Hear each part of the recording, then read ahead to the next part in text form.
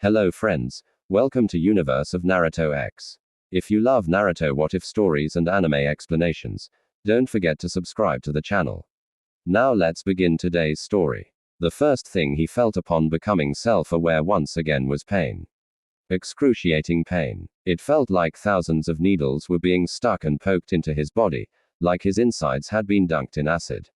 Every muscle and fiber in his body screamed at him, letting him know just how close to death he had come. And to be honest, he wondered why he wasn't dead. He had never been more thankful for his regenerative healing factor, which was already kicking in. It hurt. By Kami, it hurt. The feeling of your shredded muscles and broken bones being mended was intensely painful, though not as bad as the pain he had felt when his awareness had first kicked in. As the pain began to fade into the background, he began to feel other sensations. The feel of a soft bed beneath his frame, the pillows his head was laying against, the scent of the room, a mixture of feminine scents that pervaded his nostrils and soothed his mind and soul. The scent was of lavender and reminded him of Hinata, the sweet yet somewhat weird girl who had always stalked him. The one who had a crush on him, but never went further than that. His mind soon became more alert, sharpening as he decided to take stock of his situation. He hadn't opened his eyes yet, not wanting to let whoever was near know he had awoken. First, he ran a swift analysis of his body. He could already feel that his regenerative healing factor had taken care of his mended bones and muscles and was working on the little less dangerous cuts. More to the point, his cuts and bruises had been bandaged. He couldn't determine the type of cloth used to do the bandaging, but he could feel them wrapped around his torso, which had taken the most damage. Between the bed and the bandages, Naruto could easily deduce that he wasn't in enemy territory. However, that still told him very little. And just because he wasn't near any enemies didn't mean he was safe. Where was he? How did he get there? Was he in friendly territory or neutral territory? These questions that he would need to find answers to. Wanting to know a little more about the area around him while still maintaining some secrecy, he sent a small pulse of chakra out of his body. The chakra acted like a sonar. By constantly pushing a set amount of chakra out of his body at a constant rate while still keeping himself connected to it, he could feel, for lack of a better word, the things around him. The room he was in was small, around 10 to 15 square feet. If he had to guess, it was hard to judge with this jutsu. It was still larger than the bedroom in his old apartment had been. Around the room were various objects that he recognized by the feel of their shape where he could not feel his chakra. A desk and chair on one side, a closet, a dresser, and a door on the far side. There was a window opposite of him. Along with those were smaller objects like clothes that he could feel were hung up on a hook on the door. There was no one in the room at the moment, and so he decided to open his eyes. The first thing that greeted him was a pink ceiling with an odd checker design. That looks like something Sakura Aiken would have in her room, he thought absently. He wondered if this was her room, but then he shook his head as he realized it couldn't be. Not after shaking his head, he banished the thoughts before they could form, before they could bring him to tears. He couldn't afford to lose himself to sorrow right now. He wouldn't cry. Sitting up, he took a look around the rest of the room. Like the ceiling, the walls were also done in pink. The place held a look that screamed feminine. From the walls and ceiling to the frilly curtains, everything let him know that this was a girl's room. That was in itself confusing to him. Judging from the bright feminine charm of the room, it was obvious that he was not a captive. Unless the person holding him hostage was either trying to throw him off or just happened to be into really girly decorations. Whatever the case may be, it didn't help him solve the many questions on his mind now. Where was he? How did he get here? More importantly, what happened to the Temp and Merida? Grunting, he stood up. For a moment, he swayed, almost falling over as a sense of vertigo and nausea swept through him. It was obvious that he had been more injured than he thought. He had never felt this bad before after getting healed. For a moment, he wondered how long he had been recuperating before shrugging the thought off as unimportant. He walked over to the window. His movements were sluggish, and he realized that while his body may have repaired itself from whatever damage it took, the fact that his muscles had basically been regenerated meant they were still trying to get in some semblance of working order. He sighed. That meant he wouldn't be fighting for a while. Just as these thoughts came, the door began to creak open and a female voice shouted, I'm just going to check on him, Mom. He tensed as several thoughts on what he should do ran through his mind. His first instinct was to jump and use his chakra to cling to the ceiling, get behind whoever was coming in, knock them out, tie them up, and interrogate them on where he was and how he got there. His second thought was to just kill whoever was coming in. He grimaced at that one as it had been an instinct bred into him through the fires of war and not something he would have thought of several years ago. His third decision was to do nothing. So far, no one had made any hostile actions towards him. He had been placed in a nice, albeit girly bed. Someone had been taking care of him, obvious from the signs of bandages that were wrapped around his frame, and the place didn't hold a hostile or even remotely dangerous look. All of these thoughts and ideas passed through his head in less than a second. The door had yet to even open halfway before he had come to a decision. Whoever had taken him in obviously held no ill intent. Even without using his Rikido form, he had enough experience to sense when someone had the intent to harm him. So, he decided not to do anything yet and see what happened from there. The door finished opening as his decision embedded itself in his mind. A young woman walked into the room. She looked to be around his age, in her late teens to early 20s. She was wearing a shin-length pink dress that buttoned up at the front with a red bolero jacket. She had a pair of brown boots on and metal braces on her wrists and around the edges of her jacket sleeves. Her hair was drawn back in a thick plait with a large pink ribbon tied around it. Within the ribbon, he noticed she had a white orb that seemed to shine with a repressed light and energy that he could feel even without entering Zen mode. Her bangs were segmented and framed her face on the sides, and she had emerald green eyes. All in all, he thought she was rather beautiful. Her clothing didn't do much to hide her live, feminine frame. She wasn't wearing any makeup, nor did she seem to have any need for them. She wasn't one of those beauties that Erosen had always enjoyed when going to those sleazy pubs the man had often taken him to. She held a more down-to-earth kind of beauty. If he had to come up with a word for it, he would say she was more real than those other girls. Real, but no less beautiful. As she came in fully, he noticed she was carrying a set of male clothes. At least they looked like male clothes, judging from the duller colors when compared to the clothing she was wearing. It was at this that he noticed he was more or less with only a pair of orange and black boxes covering his frame. Their eyes met, and for a single second, they both stared at each other. He saw the girl's eyes widen and her mouth opened in a slight O of surprise. Her eyes seemed to go over his form for a moment before her cheeks wrined. "Ayo," he said, not really sure what to do in this situation. He had long since lost his modesty along with many other moral scruples, but even to him this was awkward. The girl let out a loud eep and quickly rushed back out of the door and slammed it closed with a loud bang. "I'm sorry," she called out, embarrassment permeating her voice. "I hadn't realized you were awake." He chuckled at the girl's embarrassment, finding it somehow refreshing. "It's all right. I probably should have stayed in bed anyways. Do you think you could hand me some clothes?" "Oh." The door they opened just enough for her to stick her hand with his clothes in 'em through the door. "Here you are.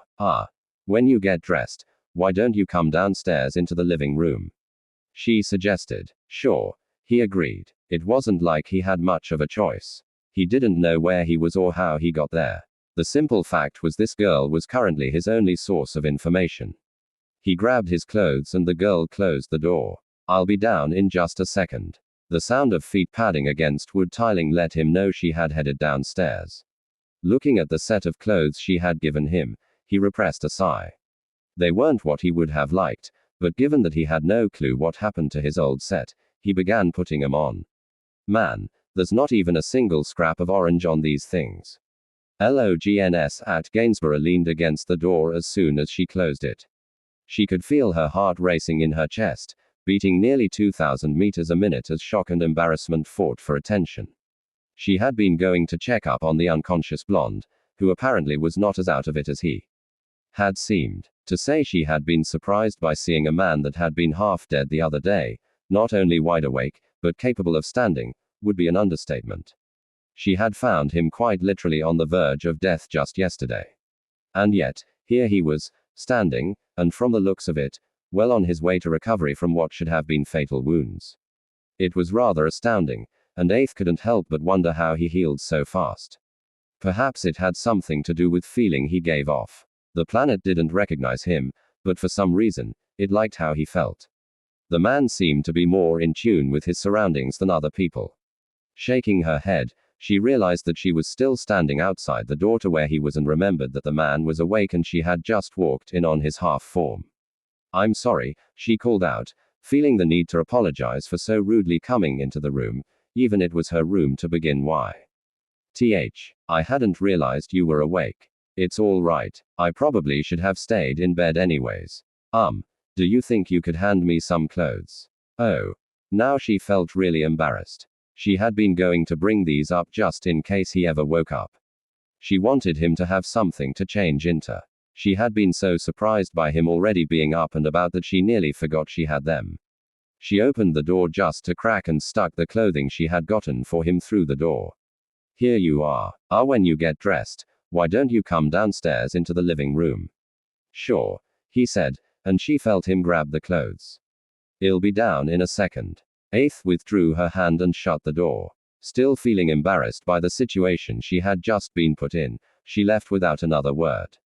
She entered the living room, which also served as a kitchen, and found her mom already cooking dinner. "Mom," she said, getting the attention of the kind woman. "That man is awake. He should be down in a few seconds." "Already?" the woman asked in clear surprise. Not that Aeth could blame her when she had brought the blonde and he had been on death's doorstep. To be honest, she had not even been sure if he would live out the night, even with her mom bandaging his wounds as best she could. "Yeah, I know. It surprised me, too," Aeth continued, shaking her head. She was almost sure her face still held a wide-eyed look. "I didn't expect him to wake up so soon, especially with how injured he was. The planet doesn't seem to know him, either." Elmira just shook her head at her daughter's strange last sentence. She had grown used to the girl's eccentricities by now. "Why don't you begin setting the table? Dinner will be ready soon, and I'm sure that young man will be hungry." "Okay." Aeth went over to one of the cupboards and got out several sets of tableware and some napkins. They weren't the finest china dishes around. The plates were scratched and used, and the forks and knives were dinged. But considering where they lived, it was better than nothing. It was only a few minutes after Aeth finished setting the table that the young blonde man walked down the stairs. Once again, she found herself looking at him. The man was tall. He looked to be somewhere around 182 centimeters. He was at least a head and a half taller than she was. His form was not big. But even now, when he was wearing the plain brown shirt and pants she had given him, Aeth could see the muscles straining against the fabric of the shirt. They were kind of muscles that were gained from use rather than working out in a gym. If she had to come up with a word for his physical conditioning, she would have to say he looked streamlined. His hair was a bright, almost golden yellow. To her, it seemed as if his hair absorbed and reflected sunlight. It was so bright. It stuck up in messy spikes with a fringe that hovered just above his eyes and a pair of jaw-length bangs that framed his face. She had never seen hair like his before, and a part of her didn't deny that she was curious what it would feel like to run her hands through it. His face, like his body, looked like it had been chiseled from stone. It was angular and held a mature quality while still retaining its youthfulness. One of the oddities she noticed on him were the 3 whisker-like markings that lined each cheek in a horizontal pattern. Aeth thought they made him look like a fox. However, it was his eyes that drew in the most attention. A set of pure blue orbs that were so deep she almost thought they could look into her soul. They seemed to glow with a vibrancy, light, and power that she had only seen once. They were just like his. Her thoughts were interrupted when her mother noticed him as well and gave him a smile. "Why don't you sit down while Aeth and I set down the food?" she suggested. The blonde blinked for a moment, tilting his head a little as his face adopted a look of curiosity. The look was so utterly adorable that for a split second, Aeth had the largest urge to squeal and was forced to fight it down, lest she embarrass herself in front of him further. After a few seconds, the blonde smiled before walking into the kitchen where Elmira was. "Since you and your daughter have been kind enough to let me into your house and take care of me, why don't I take care of getting food on the table?" LOGNS. It took a bit of convincing before Elmira let the blonde bring out the food, claiming he was a guest in her house and was still healing. However, Eighth noticed that the blonde man was extremely stubborn and apparently wouldn't take no for an answer. After the two politely argued over who would bring out the food, Eighth decided she had enough of their squabbling and told them to both do it. The two had actually looked mildly embarrassed after that and silently agreed to do as Eighth said. Once the food was on the table and everyone was seated, Elmira decided introductions were in order. I know you met my daughter, Eighth, just a little while ago. My name is Elmira.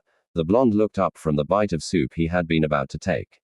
Naruto, he said. Thank you for taking care of me while I was incapacitated. He frowned for a moment as a thought occurred to him. Speaking of, can you tell me just how you found me? Oh. I didn't find you, Elmira replied, getting a surprised look from Na. My daughter did. You actually fell out of the sky and nearly landed on top of me. At said. You were nearly dead and I had to drag you back home where Mom patched you up. Na looked at her and smiled. I guess I owe you my life then. Thank you. Eighth actually felt her face heating up and she looked away from Naruto's smile. It's no problem, though. I was worried you were dead when you first showed up. You were in pretty bad shape. Elmira nodded her head in agreement with her daughter. When she and a few of the other people around here brought you to me, you were in terrible shape. I don't think I've ever seen someone with so much damage done to them. It looked like you had been in a terrible fight. I was, Na said, grimacing as he remembered what he had done to get into such condition. To be honest, I'm surprised I survived though. That did beg the question, how did I get here? And where is here? I don't know exactly how you got here. As I said, you more or less fell on top of me. At paused for a moment. However, I can tell you that you are in the Sector 5 slums of Midgar. Na blinked. Sector 5, Midgar. The sound of confusion in Naruto's voice and the befuddled look on his face made the two women look at each other. Somehow they realized it was going to take a long night of explaining to sort things out with the young man. LGNS Na remained silent and still as he sat on the roof of Elmira's home. The place was surprisingly peaceful with a waterfall on one side and a patch of land that was connected by a small plank behind him. The land on the other side of the plank held small rings of flowers with a mound of grass in the center of it. Yet, even with the peacefulness this place held, Naruto found his mind in turmoil. After his initial confusion had ended, Eighth and her mother had decided to help explain where he was. Midgar was the capital of the world, a planet that Eighth called Gaia. It was the most technologically advanced construction that had ever been built on the planet. Built by the Shinra Electric Power Company, Midgar was home to the corporation's main headquarters, which dominated the city skyline. Due to its massive population, Midgar required a lot of energy to run. Thanks to its 8 Mako reactors, the city's massive power demands were easily met.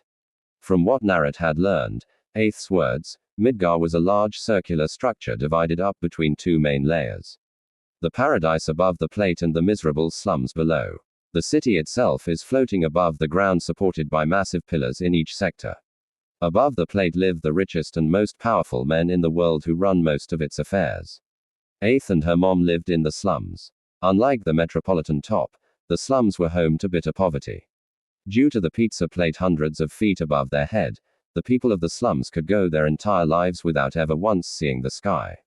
While the top was designed with cobblestone paths and fine architecture, the slums represented the severe desperation of its population with buildings ranging from permanent structures like houses and cottages to crude edifices such as mobile homes and huts. The homeless have to make do with whatever shelter they can find. When Na had been given a general rundown of the place, he couldn't help but be appalled by what he had heard. It was sickening to think that some conglomerate company would force people to live in such abject poverty. In many ways, the situation here reminded him of what he had seen in Nami no Kuni when it was under the rule of Godto. He could even picture some fat, running things up top. Sitting behind his desk at Shinra headquarters, President Shinra let out loud sneeze. Once they had gone over the initial explanation of the world, Naruto had been forced to ask them questions that expounded on what they had told him. He had learned about Mako, the power that Shinra used to power Midgar, the Mako reactors that sucked the energy out of the earth and refined it into a stable energy source. He had even been given the general history of what had happened in Gaia for the last several decades. After everything he had been told, Naruto had come to one conclusion. He was no longer in the elemental nations. Whatever had happened to him during his battle against Moduchiha or Tobi, or whatever the hell he wanted to call himself and Sashikot, the world he had known, grown up in, lived for, and was willing to die for was gone, at least for him. It was a hard and bitter pill to swallow, especially when he had no clue how he had gotten to this new world. Was it a different world entirely? Had he been thrown through time by Moa's space-time enjutsu? Was he in some kind of alternate dimension like the kind he would find in one of those crazy mangas that he liked to read when he was younger? He didn't have an answer to any of these questions. And there were so many more questions. Questions which he might never get the answers to. Are you going to just stand back there all night? Na asked, not even looking over his shoulder as Eighth lightly squeaked at being caught so easily. The blonde shinobi scooted himself over a bit and patted the seat next to him. If you're going to be out here, at least sit down. Eighth hesitated for only a moment before taking a seat next to him. As she sat down, the young woman couldn't help but eye the blonde man before her. You really don't know anything about this place, do you? A merest smile crossed his face. No, I don't. Aside from what you told me. Are you sure you don't have amnesia or something? Na chuckled. Positive. If I had amnesia, I would have just forgotten everything. But I have memories of where I was born and the things I did for last 17 years of my life. It could have been a dream, Eighth suggested, though it was obvious from her tone that she didn't quite believe her own words. Of course, it was equally obvious that she didn't believe he was from another world or thrown into the future. Unfortunately, those were the only two viable options available. It could have, Na admitted, the tone in his voice saying he didn't believe her either. And yet, I know it wasn't. Aside from the fact that the memories are far too clear to be a dream, I still have many of my abilities that I learned from that dream. He wasn't quite sure if that was true, but he still had control over his chakra. He could feel it in his coils, though it did feel a tad different. It was more pure, he supposed it was the word. I guess you're right, Eighth said after a few seconds of thought. She looked out at the sprawling part of the slums before her and sighed. And here I was hoping you would be in Soldier. Soldier. It was the name given to the most elite fighting unit within Shinra. From Eighth's information, soldiers were humans that had been infused with Mako in order to increase their physical prowess to extreme levels. From what Narut had been told, he assumed Mako acted like a stimulant or drug that empowered the person who was injected with it. What makes you think I would be in Soldier? He asked with some amusement. Your eyes, Eighth said. They have the same glow that members of Soldier have, or at least they look very similar. They don't have the green tint I'm used to, but they glow with the same repressed power. Well, I've never been injected with Mako, Narut said. The power I possess is all my own, something I earned through blood, sweat, and training. Oh, a comfortable silence settled over to two of them for a few moments before Eighth spoke up again. So, you're really not from this world. That would be my guess. Narut sighed as he ran a hand through his hair. Though how I got here is still up for debate. His shoulders sagged a little. Without knowing how he came to be here, there was no way he could go back home. Even with all his skill in space-time manipulation, there was very little chance of him finding a way back to the elemental nations. After all, it was hard to fix a problem if you didn't know what caused it in the first place. Eighth seemed to sense his inner turmoil because she placed a hand on his back and rubbed it reassuringly. I'm sorry. It must be hard for you, not knowing whether you'll ever be able to see your friends again. She wished she could help him in some way. It had never been in her nature to leave someone alone when they needed help. However, she had no clue what to do in a situation like this. Indeed, she had never even heard of someone getting thrown into another world entirely. Well, that's at least not something I'll have to worry about, Narut muttered, mostly to himself, though Eighth still heard it. All my friends are dead. Oh. Gaia, I'm so sorry. Eighth apologized, feeling terrible for bringing up the death of his friends. Had I known that, I wouldn't have. It's fine. Na interrupted the girl before she could go any further. It happened a few years ago, so I've long since gotten used to it. Numb to it was a better expression, but he didn't want to let some random girl, no matter how nice, into his heart so easily. Not after all he had suffered through. Maybe it's a good thing you came here then, said Eighth, trying to look at the positive side of things. When Na looked at her, she smiled. I mean, now that you're in a new place, it means you can start over. Start from scratch. You know, Na didn't honestly think he could ever truly start over. The memories of his long-dead friends would always leave a gaping hole in his heart that could never be filled. The faces of the men he had killed for the sake of peace would forever haunt his dreams. And no matter how hard he tried to forget, he knew that the betrayal of the man he had considered a brother would continue to leave a bitter taste in his mouth. Still, maybe he could do something in this new world, affect some kind of positive change. Naruto had never been one to just give up, and he knew that his friends would never forgive him if he did. They had sacrificed their lives so that he could live, and giving in would be a betrayal of their memories. He wasn't sure what he could do just yet, but he knew that it would likely have something to with fighting. Really, it was the only thing he was good at. He may not have been the best ninja right after graduation, but the years after, during his time as a genin, he had begun to grow by leaps and bounds. And during the war, when he had decided to get involved, Naruto had been the single most powerful entity during the conflict on the Alliance side. Maybe I would make a good mercenary, he mused. In the elemental nations, mercenaries had been rare. Not only did they have to compete with the hidden villages, but they were also forced to contend with missing ninja and wandering samurai. Because of that, most mercenaries never made it far in the elemental nations, though he had heard they thrived in the western lands. He gave Aeth a small smile. Maybe you're right. I've got some pretty useful skills. I'm sure I can find something to do in this world. That's the spirit. Aeth cheered. Standing up, she grabbed his hand and helped him up, too. Now, come on. We need to get some sleep. Tomorrow, I'll show you around Sector 5. Na followed the suddenly happy and excited girl inside. As he did, he couldn't help but wonder what this new world had in store for him. LOGNS. It was early the next morning that Naruto woke up. Truth be told, it was kind of hard to tell since there was no sky for him to determine the time, but having long since kept to a strict schedule and having not needed much sleep as he got older, the blonde shinobi's internal clock always OK him up around 04. Getting out of the bed Elmira had given him, Naruto got dressed and made his way downstairs. He noticed that no one was awake yet and decided that now would be a good time to find a place where he could see whether or not he still had his abilities despite being in another world. Na made his way outside and after a bit of thinking walked over to the area that had the large ring of flowers. He moved to the back where a large cliff wall stopped anyone from going further. Anyone other than Na, that is channeling chakra to the bottom of his feet. The blonde shinobi placed one foot on the solid surface, then the other. Once he was sure he would not fall, he began moving up the surface of the cliff.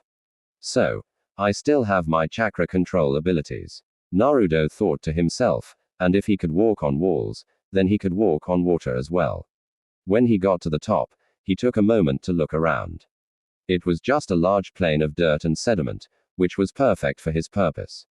Holding out his hand, Naruto channeled chakra into it, focusing on moving his energy in multiple circles centered around a nexus.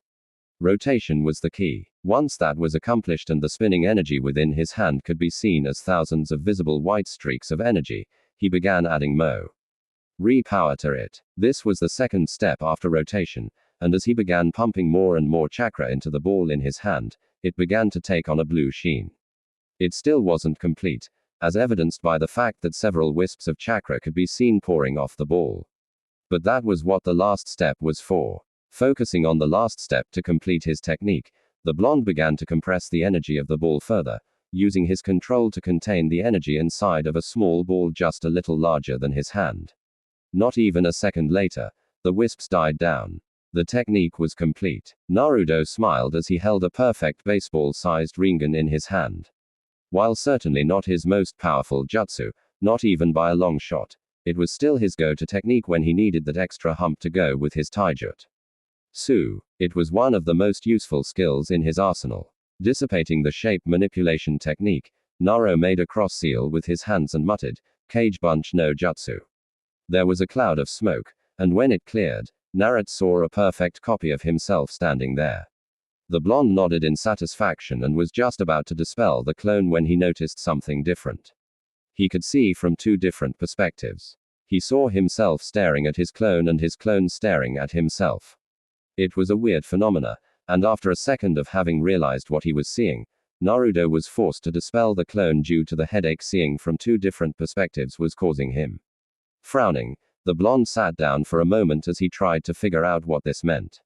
The Cage Bunch no Jutsu was a clone technique in which the user's chakra was evenly distributed among every clone, giving each clone an equal fraction of the user's overall power.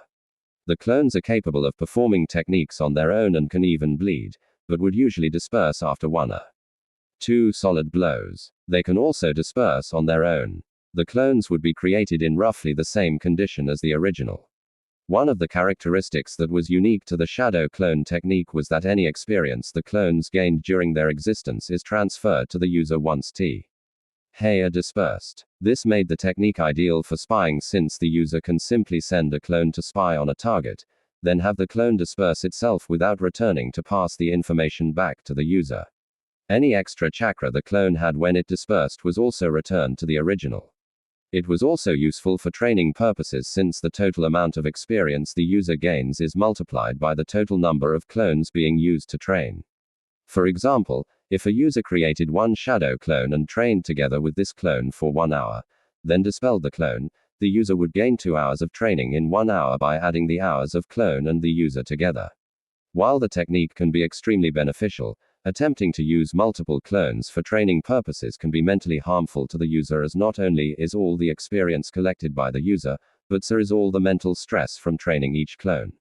Naruto had used this method of training many times in the past.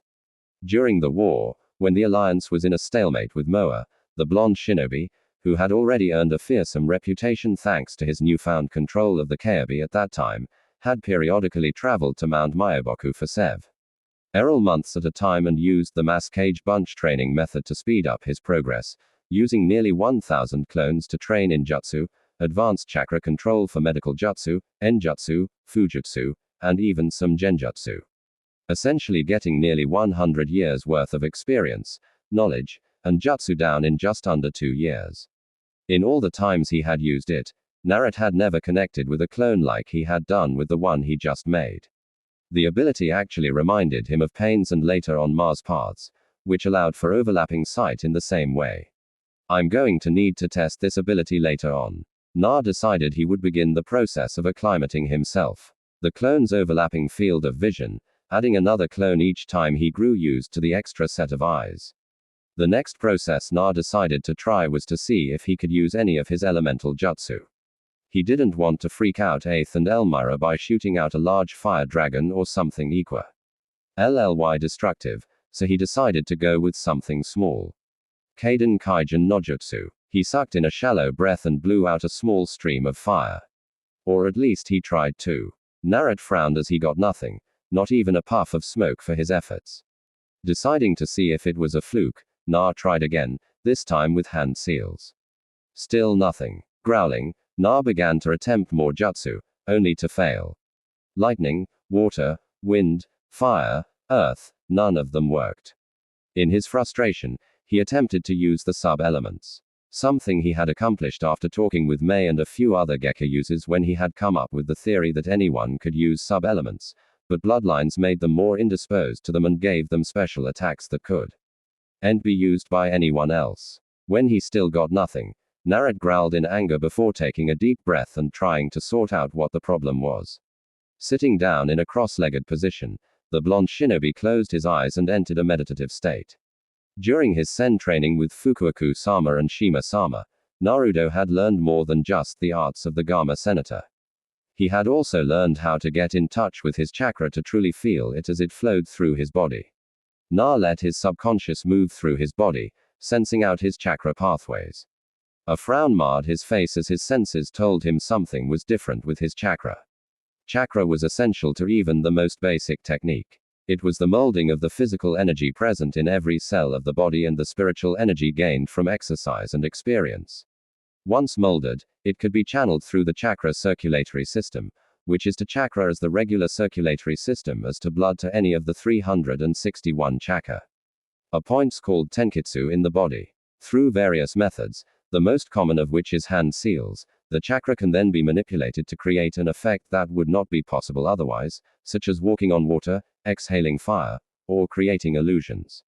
Tenkitsu are simply nodes from which chakra can be released. There were 361 tenkitsu in the body, each one a checkpoint on the chakra pathway system. Though ninja use chakra regularly, very few ninja possess any great control over their tenkitsu. Even Jonin are only capable of releasing a small amount of chakra through their hands or feet to increase the power of punches, jumps, or kicks. Chakra pathway system was the term for the channels within the body that transfer and channel chakra. Simply put, they serve the same function for chakra as blood vessels do for blood. Along the chakra pathways, there are 361 nodes called tenkitsu that control the flow of chakra like circuit breakers. And within those tenkanatsu are 8 gates which control body function and strain levels. The 8 gates are 8 specific points on a person's chakra pathway system. They limit the overall flow of chakra within a person's body. The basis for the idea of the chakra gates comes from the body's limits on the functions within it. This makes the body much weaker, but it keeps the body from expiring too soon. By undergoing intense training, one can learn how to open these gates, allowing the user to surpass their own physical limits at the cost of extreme damage to their own bodies. The 8 inner gates were near the start of the chakra system, which was roughly located near a person's center of gravity. Most people never got a feel for the core of their chakra, the place where their power came from. While the Hyuga did, thanks in no small part to their Bakugan, only those who trained extensively in feeling chakra or senses had any luck in seeing their core. Naruto, through training, had gained that capability. It had been thanks to his ability to see his chakra core that led him to discovering the ability to manipulate the sub-elements. By becoming so intimate with his chakra's core, he had gained phenomenal control over his vast reserves of chakra and was able to sense what type of element he was changing. His chakra nature too. This had allowed him to manipulate his own core and chakra nature until he became capable of combining 2 different chakra natures into one, thus creating the sub-elements. Now, however, Na could not feel his core anymore. He still had chakra, could still feel it flowing through his body, but his chakra core and the 8th gates were gone. It took a great deal of effort not to panic at this revelation. Keeping his focus, Naruto dove himself even deeper into his chakra network. After several minutes of feeling its flow, he noticed something that his initial scans had not. His chakra was not flowing out from his core. It should have been obvious given that his core seemed to have disappeared. Wanting to see where his chakra was now coming from, he followed the flow through his body's network and discovered, much to his surprise, that his chakra was flowing out from his left arm. Na opened his eyes and looked at his arm. Still keeping his concentration on his chakra, the blonde noticed the small bright glow coming from inside of his forearm. He let his fingers run over the glowing ball and blinked in surprise when his fingers moved through his skin. Frowning, Na repeated this process several times before sticking his fingers all the way into his arm. It was an odd experience. Both watching what was happening and what he was feeling. His eyes could literally see his hand inside of his arm, a black form against the now white and semi-translucent forearm. He could see it clutching the odd glowing ball, and could feel it as a small tingle in his arm. On instinct, Na pulled the small orb out and studied it. The orb looked like some kind of round gem, reminding him of the bauble Aeth had in her hair. It was a stormy gray color and glowed with an inner light. He was unsure just what the gem was, but he could easily tell that whatever it was the object that allowed him to use his chakra abilities. With a sigh, Na placed the orb back into his arm and stood up. He was unsure how much time had passed, but it was likely around 2 or 3 hours. Aeth was probably waking up by now and would not doubt wonder where he was. He decided it would probably be a good idea to head back now and return to do more tests later. LGNS Aeth woke up with a light yawn. Sitting up in her bed, she stretched her hands above her head and her legs out as far as they would go. Looking over at her clock, she saw that it was 080, around the time she usually got up. Getting out from under the covers, she stood up and made her way out of her room. Her first destination was the restroom. It was a very simple and basic room with a small sink, toilet, and single shower. It wasn't very large, but considering where they lived, it was better than what most people had. She turned on the water and quickly stripped herself of her pink nightie, then slid out of her panties. Stepping into the water, Aith ignored how cold it was, having grown used to it throughout the years. The slums weren't given any of the energy the Mako reactors brought to Midgar. And so those few who had appliances like heaters, stoves, and other objects that required power had to find an alternate means. Unfortunately, those means were expensive, and her mother had only been able to afford 2 heaters for the appliance downstairs, and the fans that kept the house cool. As Aith scrubbed herself down with a bar of soap, her thoughts turned to the young man who had fallen into her lap quite light.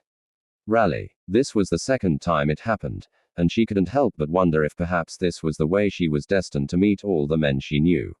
The thought made her giggle a little, even though it brought an equal amount of sadness as it did happiness. Maybe it was because she was in the shower, or perhaps it was just a byproduct of thinking about men. But her thoughts quickly turned to the first time she had seen Na awake, more specifically, how she had seen him almost. She banished the blush as it made its way across her face. While she had never really had any experience with men, having only had one boyfriend, she had never been a shy girl. Nor was she naive.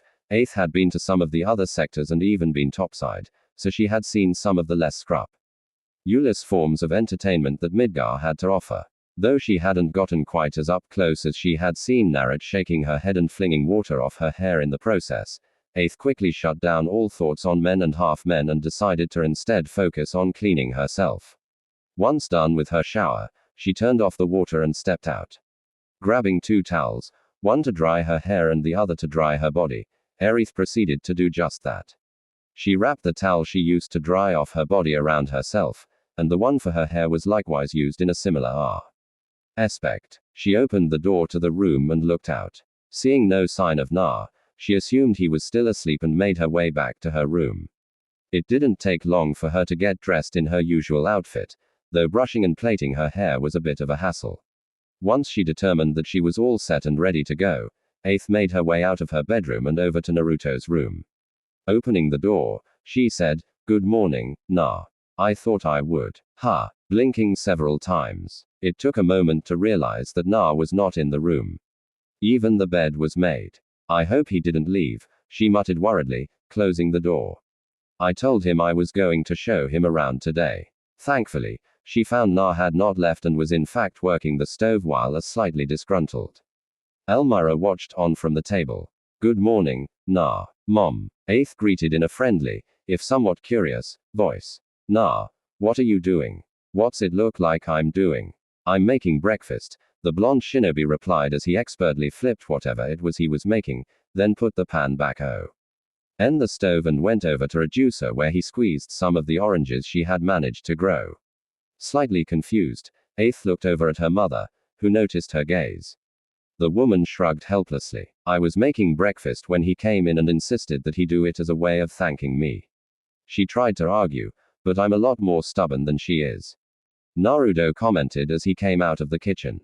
At couldn't help but admire the blonde's sense of balance as he carried a large plate of toast that looked like it had been dipped in caramel, 3 glasses, and the pitcher of orange juice, with the pitcher being balanced atop of his head.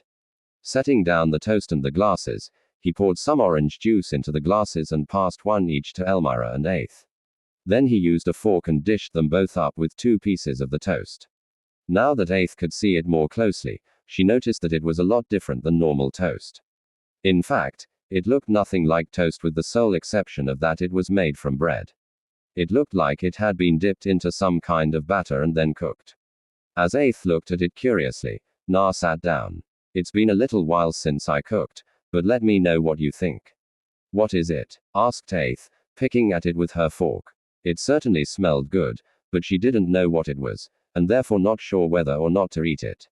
"It's called French toast," Na said. "I have no clue why it's named that, but back where I come from, this is one of many kinds of breakfast meals we have. It's made by dipping bread in eggs mixed with milk, butter, sugar, cinnamon, and nutmeg, then cooked over an open stove until set." At still wasn't sure what it was, but given what it was made from, it sounded good. It would also be rude if she didn't try some. Taking a piece off with her knife and sticking it with her fork, the brunette woman brought a piece of it to her mouth. Aith's eyes widened as she chewed on the piece. Swallowing, she looked over at Narut, eyes still wide. It's really good. I mean, really, really good. I have to agree with Aeth, Elmira commented after she finished swallowing her own bite. She offered the blonde a smile of approval. Would you mind giving me the recipe? Not at all, Na said with a pleasant smile. It was good to be appreciated for something other than his ability to kill. His friends, what friends he had that hadn't died during the war, had loved his cooking. He remembered Choji had proclaimed him a cooking god and said that if he ever decided to give up his dream of being Hokage, he could open up a restaurant.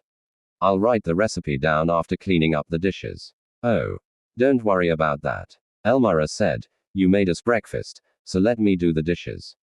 Na opened his mouth to speak. But the motherly woman gave him the look, the one that all women give to their sons, brothers, uncles, fathers, grandfathers, significant others, or just any male period that wore.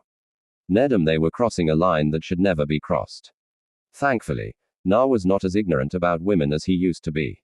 If you insist, he said, his voice slightly fearful. Elmira just smiled. I do. Naruto sighed in relief as he felt the odd non-killing intent leave. He perked up after a few seconds and turned to Aeth, who was surprisingly on her fourth piece of French toast. Hey, Aeth, I was wondering. When the young woman looked at him, he pointed to her hair. What is that gem in your hair? Aeth finished swallowing her last bite and set down her fork. You mean this? Her hand went to the white orb in her hair. Yes, this is my materia. She noticed the blank look on his face and realized he likely had no clue what materia was. Materia are special that can be equipped into objects and allow people to use magic. Magic? Like wizard magic? Asked Na. Not like those cheesy magic TV shows. Aeth said, giggling a little bit at his naivety. In her mind, his knowledge or lack thereof just proved that he was not from this world. It allows various abilities. I've heard of materia allowing people to shoot fireballs or freeze people, heal. Some I've heard can even summon powerful creatures to fight for you. Although, she giggled slightly. Mine is different. It's good for absolutely nothing. Then why do you keep it? Asked Na curiously. It belonged to my mother. Mother? He looked over at Elmira questioningly. I'm not her real mother, she explained upon noticing his questioning glance. Her real mother was, well, she's gone and I found Aeth and decided to take care of her. Oh. Na winced. He felt like an for bringing this up now. I'm sorry. Don't worry about it, Aeth said. Mom returned to the planet, so, it's fine. Na blinked at the once again. Strange reference to the planet like it was a conscious entity. He thought about questioning her, but before he could say anything, Aeth stood up. I can't believe I forgot. She looked at Na. Wait right here. Na and Elmira watched as the young woman raced out of the room. He looked over at Elmira, who merely shook her head and smiled. A few seconds later, Aeth returned holding a large basket filled with what Narut recognized as materia. She set it down on the table and smiled. I found these on your person when you dropped out of the sky. I was going to give them to you when you woke up, but I was so surprised at you doing so soon and forgot. It's fine, Na said absently, most of his attention being focused on the materia. He couldn't be positive, but had a feeling that if she had found these on him, then these materia contained the rest of his abilities. He would have to go through them sometime soon. At clapped her hands, getting Naruto's attention as she gave him a sweet smile. Well, now that we're both awake and all fed, why don't I show you around like I promised? Naruto smiled at the girl and stood up. He decided that going through the material could wait until after Aeth's tour. LS. And this is the gate that leads to the marketplace. That's a fun place because of all the stories you can find there. It also leads to the upper plate. And that hole in the wall over there leads to Sector 6. Narut couldn't help but smile as he listened to Aeth as she told him everything she could about the slums of Sector 6. Every place in the small town held some kind of story about something she did. He also noticed that Aeth seemed to be very well liked by the people they met. Everyone would smile and greet her like a long-lost friend. He also noticed that they didn't seem to like him. There was no outright hostility or hatred like he had been forced to deal with when growing up in Konoha, but he could feel a distinct lack of trust coming from the residents of Sector 5. I don't think they like me very much, Narut commented to Aeth, who had just stopped telling him about how she had climbed onto the roof of the small item shop they were in front of and used one of the large metal structures running down it as a slide when she was younger. I wouldn't worry about it, she told him with a smile. They're just not used to outsiders as all. We don't get too many new faces around here. So, when someone does show up, people tend to get suspicious.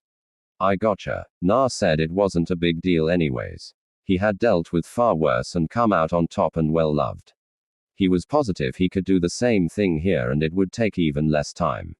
Come on, she said, grabbing his arm and dragging him towards the exit to the town. There's another place I want to show you.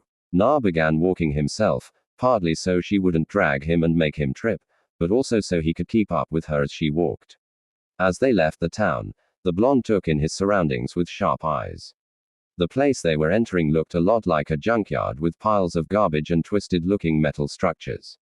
It reminded him of the junk heap in Konoha that he had been forced to go to in order to find his beat-up appliances. He looked ahead to see where Eighth was leading him and found himself staring at a large structure. He wasn't quite sure what it was, but given the stained glass windows, what was left of them, it looked like some kind of religious place, or at least what he imagined a place of religion would look like. It wasn't like he had ever practiced any kind of religion before. The roof was slanted and tiled, and the body was made of large sandstone bricks. The front door was a large set of wooden double doors with bronze handles.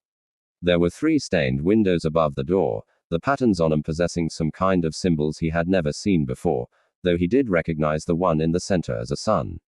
One side had all kinds of rubble and refuse leaning against like a large mountain. Despite being more or less ruins, the place held a tranquil quality to it. Inside the church were several rows of wooden benches. Most were in poor condition and looked to be falling apart. There were large columns on either side of the room holding the roof up. At the far end of the room, there was a door and in the center was a small patch of vibrant-looking flowers. Sunlight was streaming through a small hole in the roof, lighting up the flowers beautifully.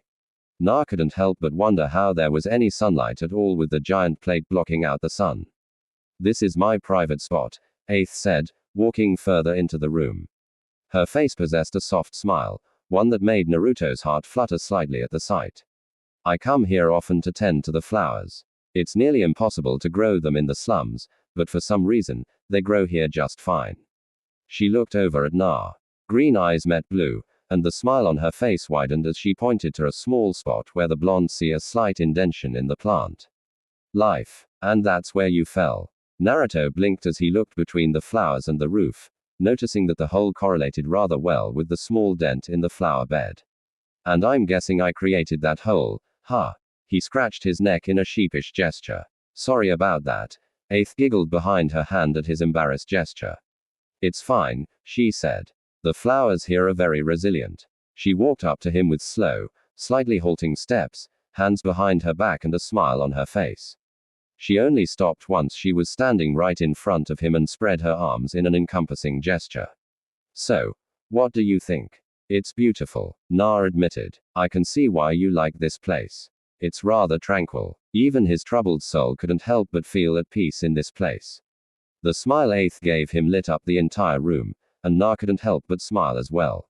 There was something odd about this girl. She seemed capable of putting his mind at ease without really trying. A feat in and of itself, since he hadn't felt this relaxed since before the 4th Great Shinobi War. So Na, what do you do? Na blinked. You mean like my job? Of course. He gave her an indulgent smile. I'm a ninja. Ninja. Eighth pressed an index finger to her cheek and adopted a cute look of contemplation. Like those people from what I don't know what is. Naruto said with a shrug. I come from a village known as Konoha, or the village hidden in the leaves. My village along with several others were ninja villages and were military villages with a small percentage of civilians who lived there under our protection. Our forces consisted of a large group of tens of thousands of ninja who would take on job requests from people who wanted our help. Anything from simple chores like mowing the lawn to assassination of high-profile targets. You name it, we did it for the right price. So you guys were like Soldier. Eighth said in a way Naruto agreed. But in a way not unlike Soldier, which works for Shinra and just Shinra. Our village took mission requests from all over. so long as the mission requested would not harm an allied village and would benefit Konoha. We would take it. Ninja were trained from a young age in combat and enjutsu. Ninja arts that helped enhance our abilities. I myself had been trained since 5 in combat. That sounds so horrible, Aith said, her face taking on a pale hue. A hand reached up to cover her mouth, and a small trickle of tears formed in the corner of her eyes. To train kids at such a young age to fight, Na shrugged. It's just the way things were. The hidden villages were always in a constant state of on and off warfare, so we had to train at a young age to keep our forces up and protect our home. None of us really thought about how bad we had it. He stopped when he noticed Aith was getting uncomfortable and decided a change in subject was appropriate. So, what do you do? Aith, glad for the change of topic, couldn't help but give an internal sigh of relief. She looked at the blonde's mesmerizing blue eyes and smiled. I sell flowers. LOGNS. The days began to pass quickly as Naruto got used to living with Aith and her mother. During that time, Naruto had taken to studying the material that the self-proclaimed flower girl of Sector 5 had found on him. His initial hunch about the materia being where all of his skills went had been correct. Naruto had found that certain materia had correlated with certain skills. Each materia held the knowledge of his jutsu, his gray one holding all of his shape manipulation techniques like the Ringan and the cage. Bunch no jutsu. The others held his elemental jutsu. One for earth, another for fire, wind, water, lightning, ice, lava, dust, sand, wood, blaze, storm, crystal, boil, dark, steel, swift, and magnetism. He even had 2 material for yin and yang release. 20 materia, each holding his abilities in jutsu. Through experimentation, Naruto had learned several things about these materia. The first was that they could not be equipped onto a weapon like Aith said. Most normal material were equipped. Na had to place them directly into his own body in order to use them, and he could only use one at a time. That fact kind of sucked for Na, who realized that it would make things much harder, if not impossible, to switch materia during combat. However, he figured that so long as he knew what he was getting into, he could prepare his material in advance and not have to worry about what type he should use. There was an upside to having materia instead of just jutsu. All of the attacks Naruto could use no longer required hand seals, even the ones he had not completely mastered when living in the elemental nations. He did notice that the drain on his reserves was noticeably larger, but his ability to replenish chakra was still impressive. While it was nothing compared to what he possessed in the elemental nations, Naruto chalked that up to the fact that his jutsu required anywhere from 2 to 4 times more chakra than before. The jutsu used, its element, and its original chakra cost, all were factors in how many jutsu he could use a day. Some jutsu of the same technical rank he could use more than others, while some would exhaust him to the point that he could only use them once before needing an hour of rest to replenish his reserves to use it again. It was annoying, but Na was coming to accept that things were different in this world. Aside from learning what he was capable of in this world and making sure he stayed in shape, Naruto's life had become relatively peaceful. When he wasn't helping Elmira around the house, he was escorting Aith to her church or the upper plate where she sold flowers. It wasn't long before the blonde shinobi's soul began to heal from the atrocities he had seen and committed during the war. Of course, he should have known that the peace he found wouldn't last. Fanfiction.net just in community forum v more. The Legend of Gay as Sen by the Engulfing Silence Final Fantasy VII and Naruto's overrated English adventure and romance Naru. Words 459k plus faves 4k plus follows 4k plus published March 3, 2012 updated October 11, 2021, 2615 Chapter 2 Walk Before You Can Run The Legend of Gar Senon Phase 1 The City That Never Sleeps Arch 1 Enter the Sen Chapter 2 Walk Before You Can Run. It had been just a little under a month since Naru D had come to this new world, Gaia. Truth be told, not much had happened in that time. Na kept up with his training, working out his body in the morning with the routine he had devised with a sensei, Gar Sensei, and Lee. It was a very arduous regime, one designed specifically for someone who had a Beiju sealed inside of him, meaning it had been made solely for Na.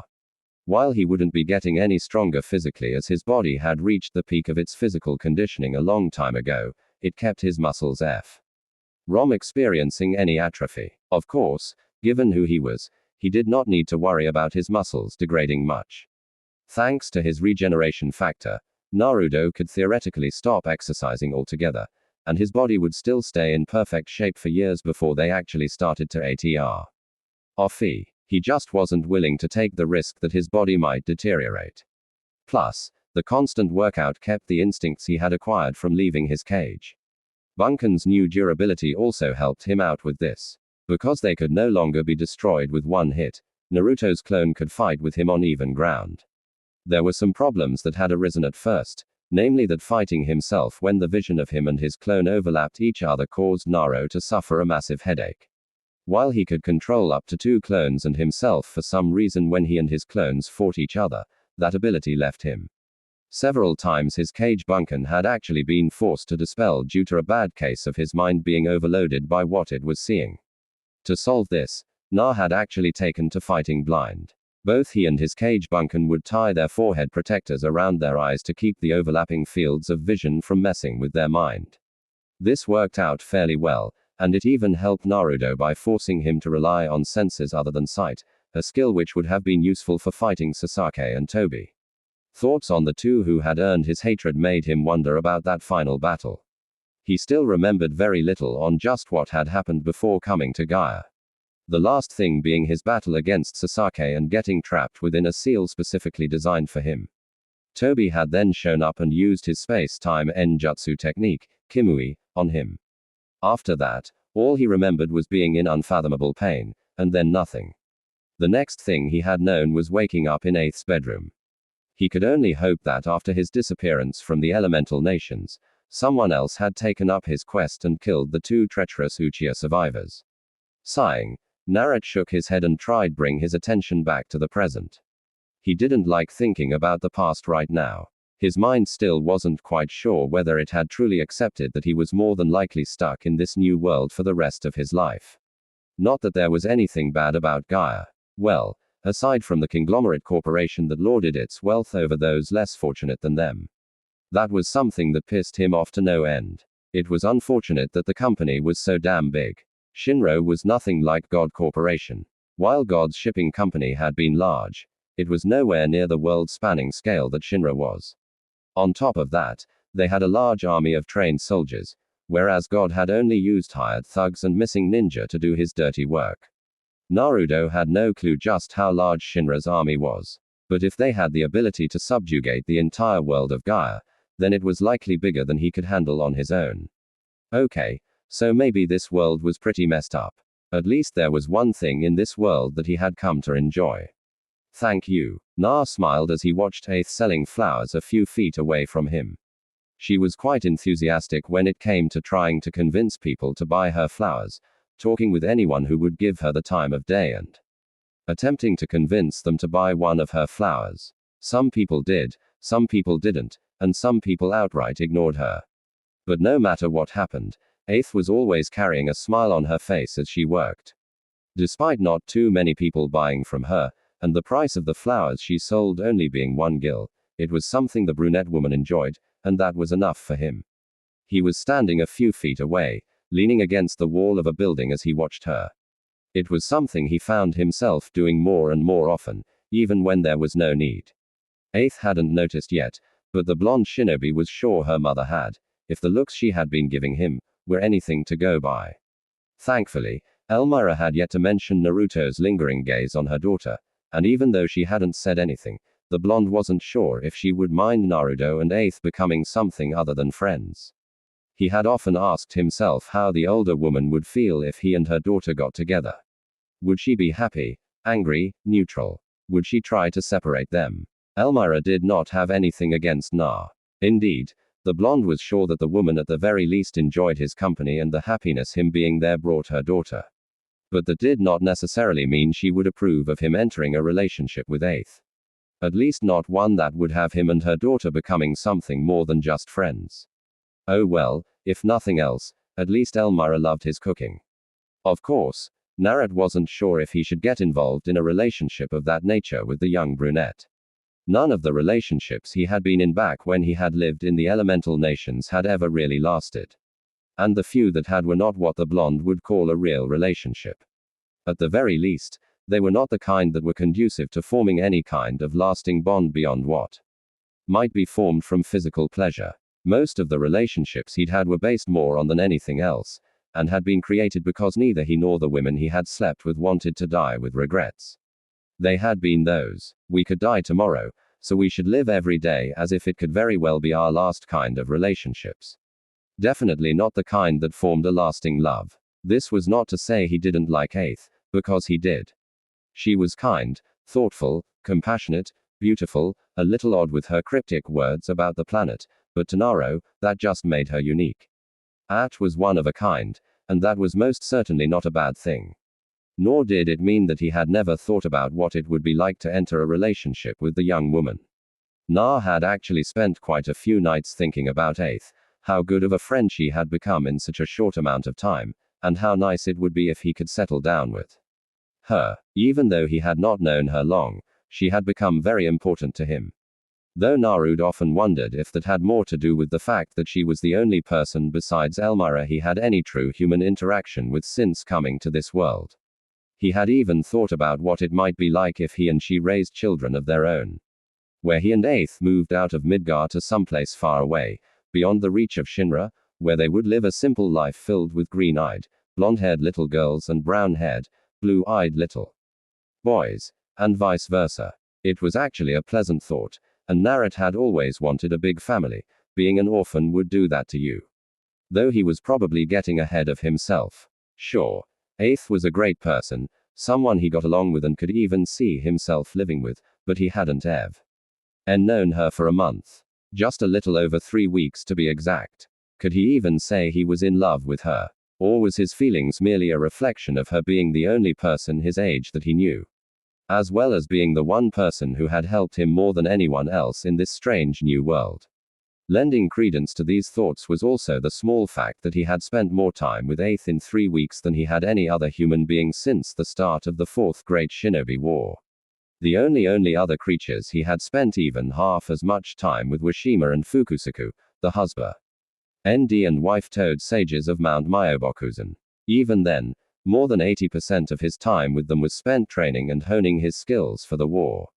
So, he couldn't really count that as spending quality time with Aith. Almost all of his attention was devoted to her. That they were living together only made him even more confused. Of course, even if he could admit that he felt something for the pretty young woman, there was still another glaring problem that he faced. Namely, that he still wasn't sure what Aith meant to him.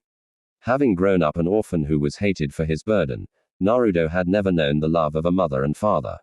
And thanks to the people of Konoha passing on their hatred of him to their children, his mind had been socially stunted. He had not formed bonds or friendships with others, and that had made it hard for him to tell the difference between liking someone and loving someone.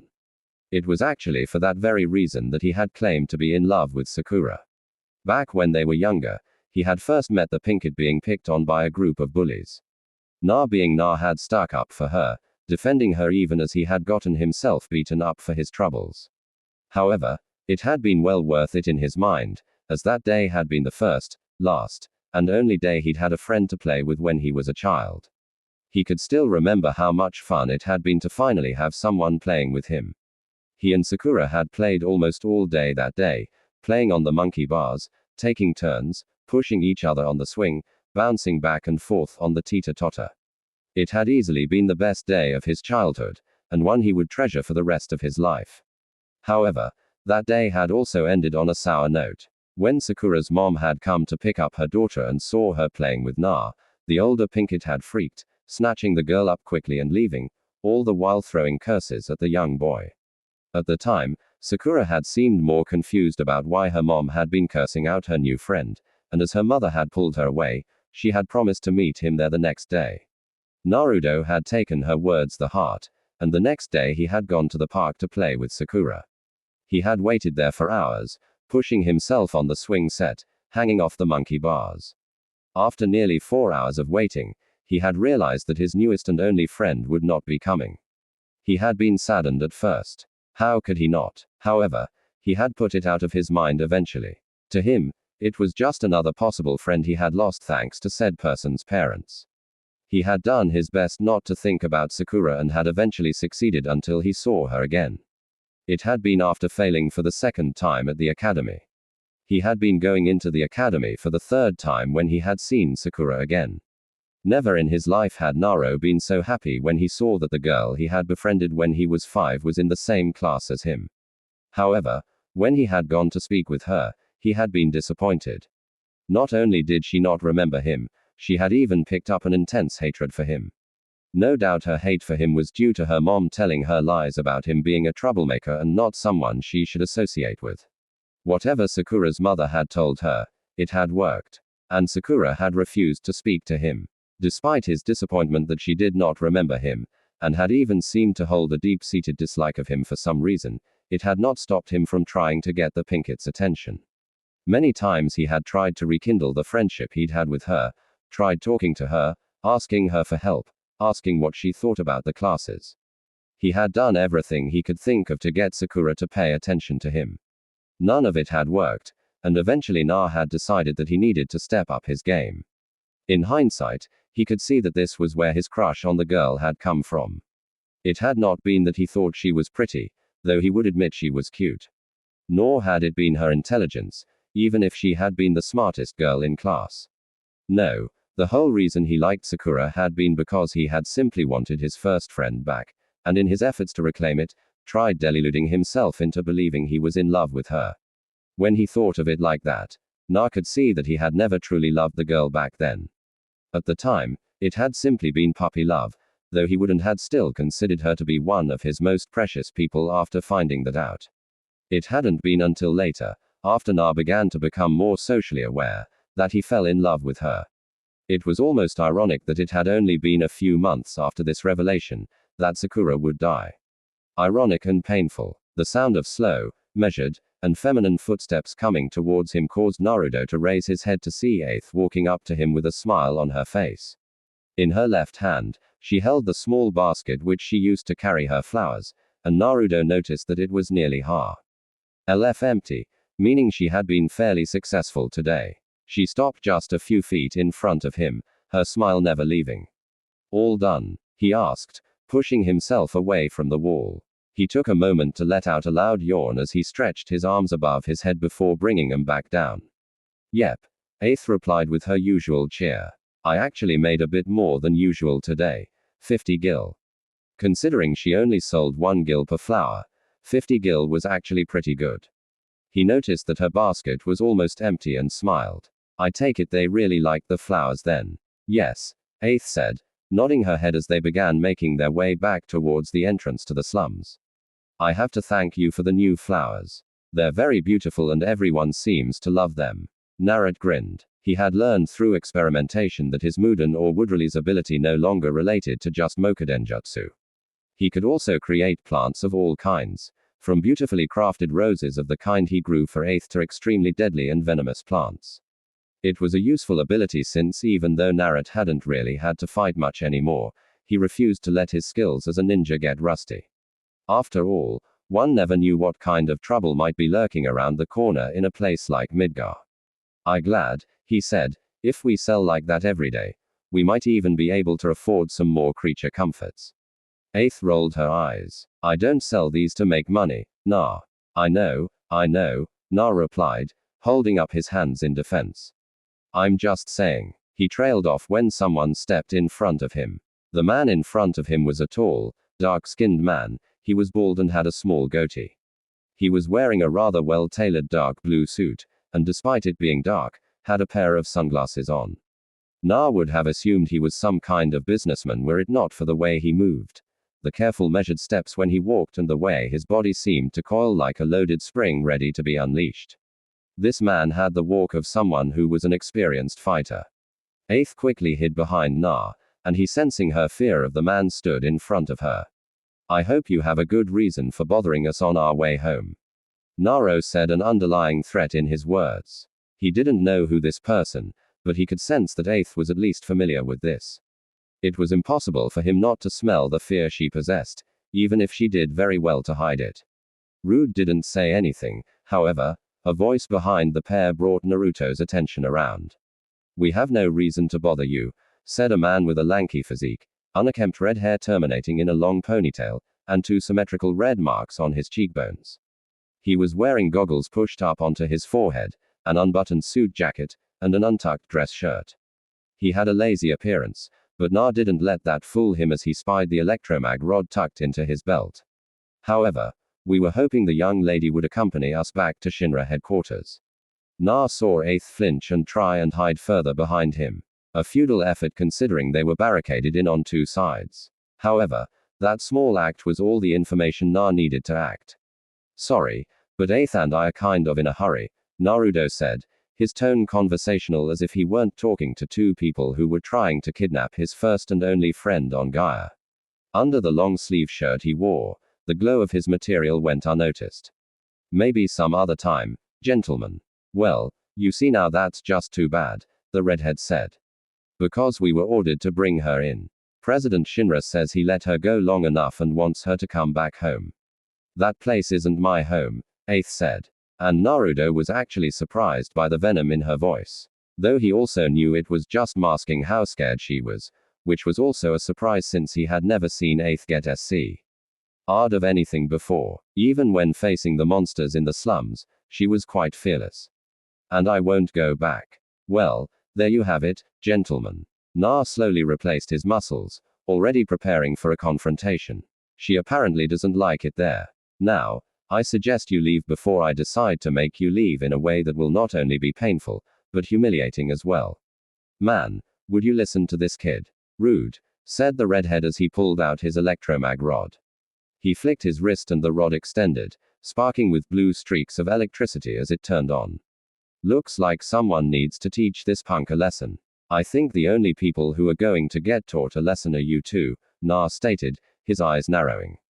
A lesson of what happens when you threaten my precious people. Cage Bunch and Nojutsu phasing into existence. Right next to the blonde ninja were 2 solid clones.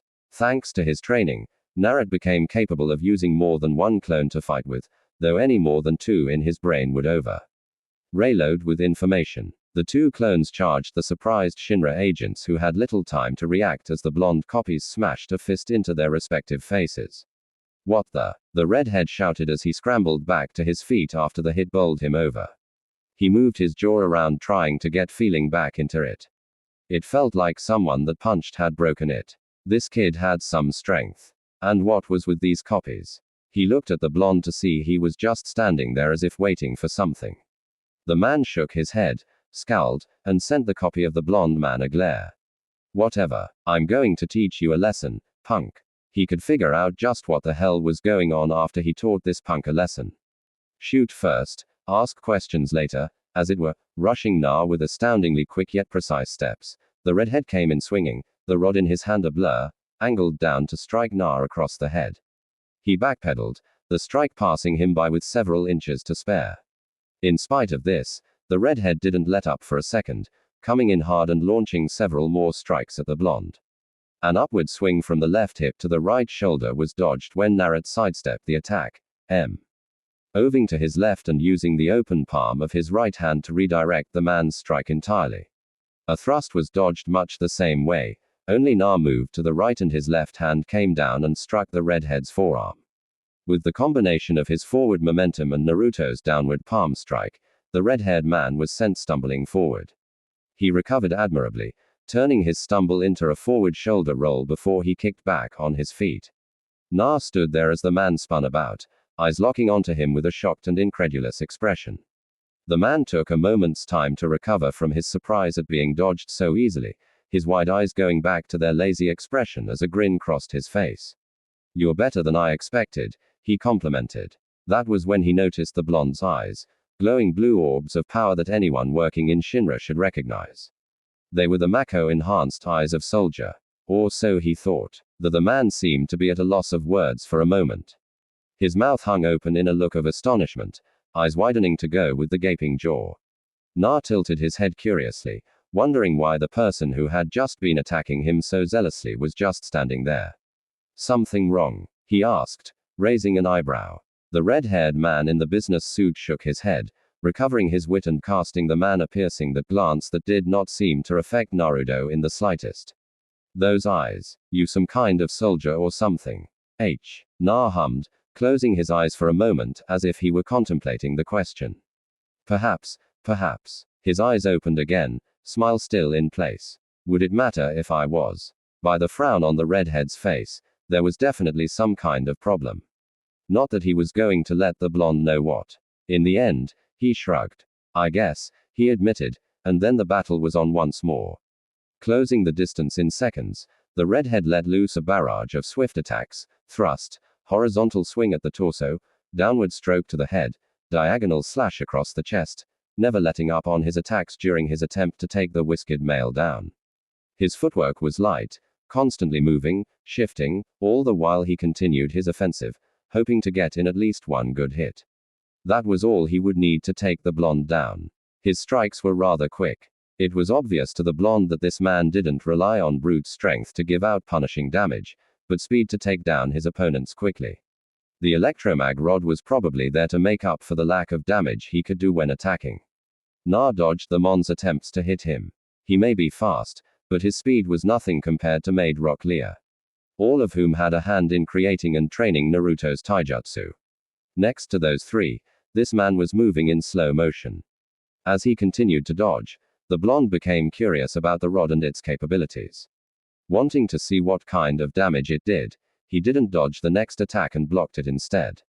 He winced a bit as the shock hit him, but didn't react otherwise.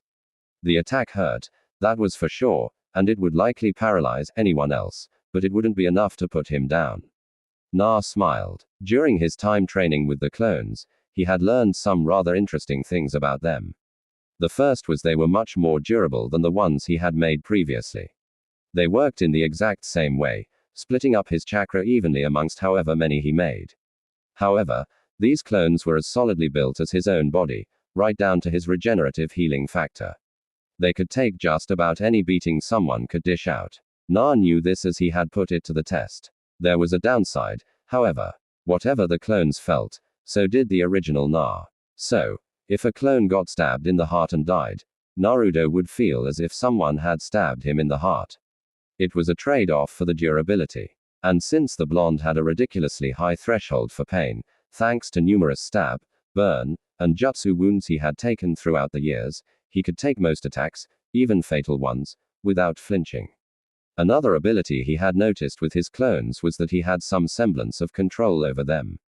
He couldn't control their every movement given that he had to move himself, and controlling one of his clones would force him to focus all of his attention on that clone.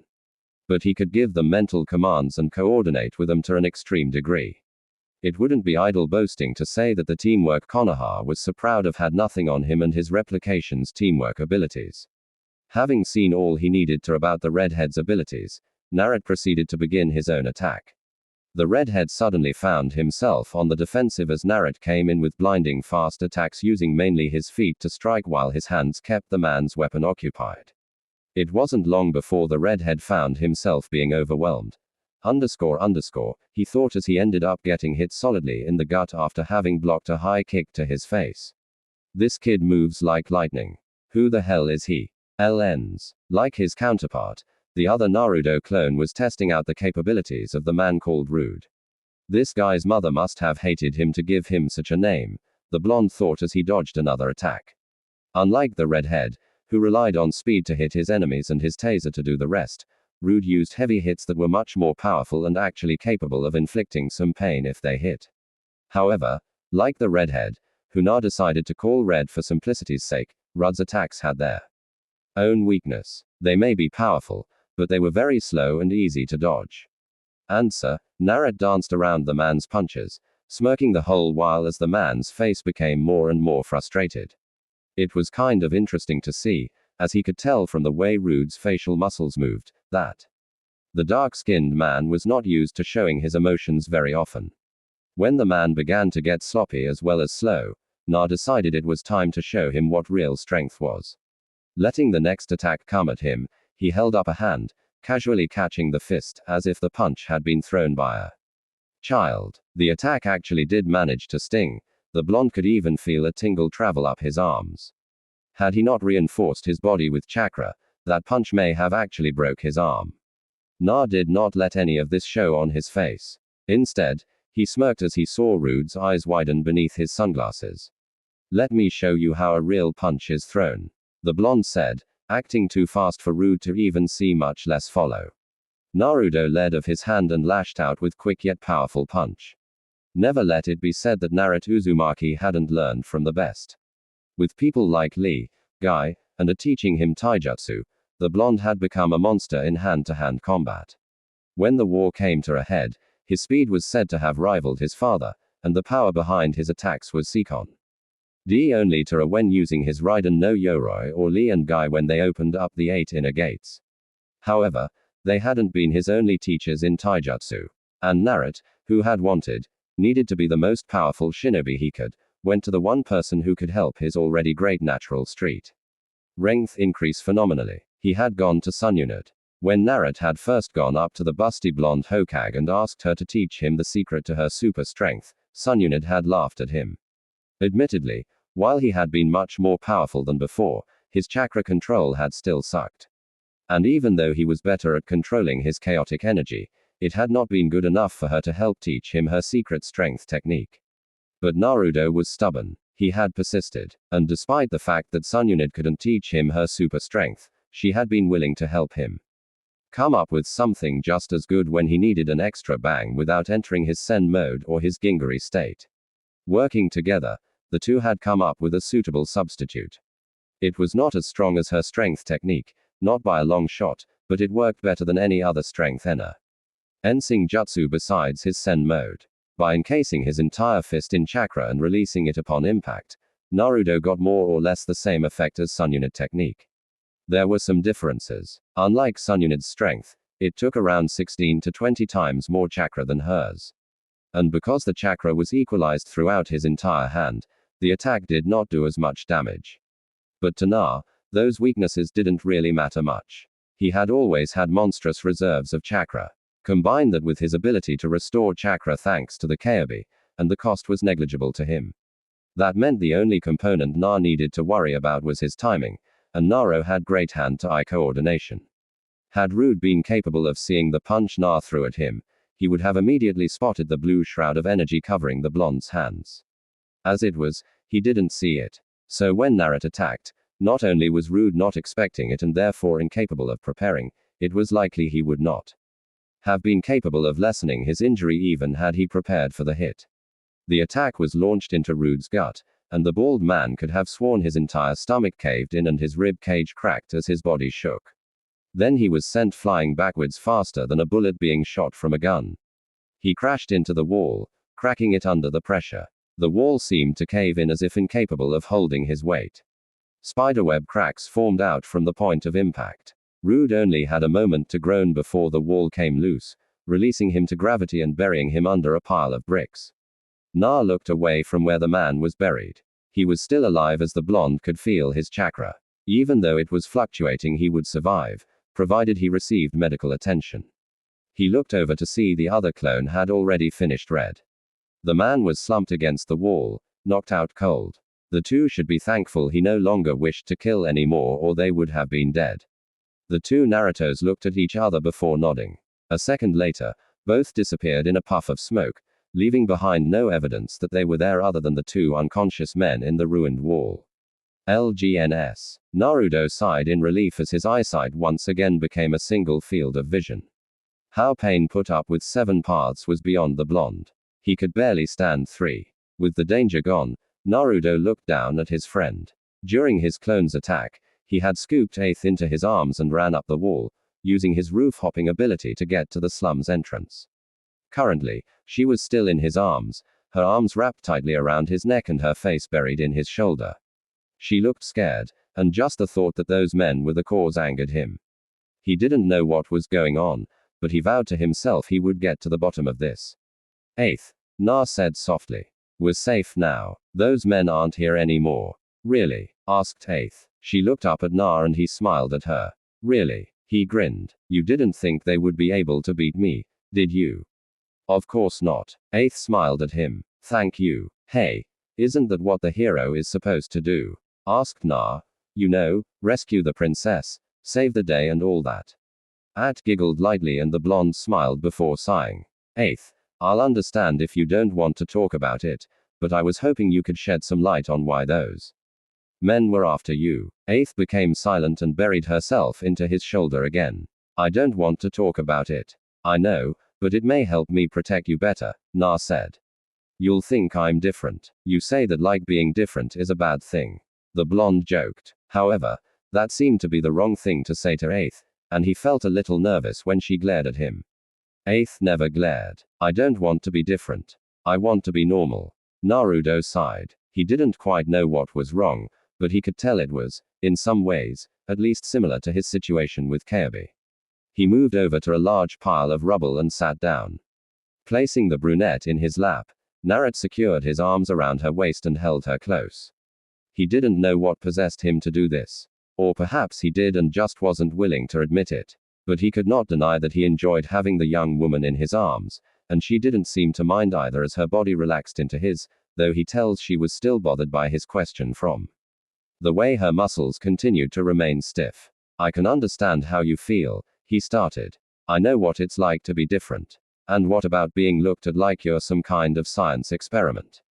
Asked Aeth a tad bitterly. It was a very different tone of voice than he was used to from her. The young brunette had never shown any form of negative emotions before, always remaining positive, cheerful, and slightly playful ever since they had met.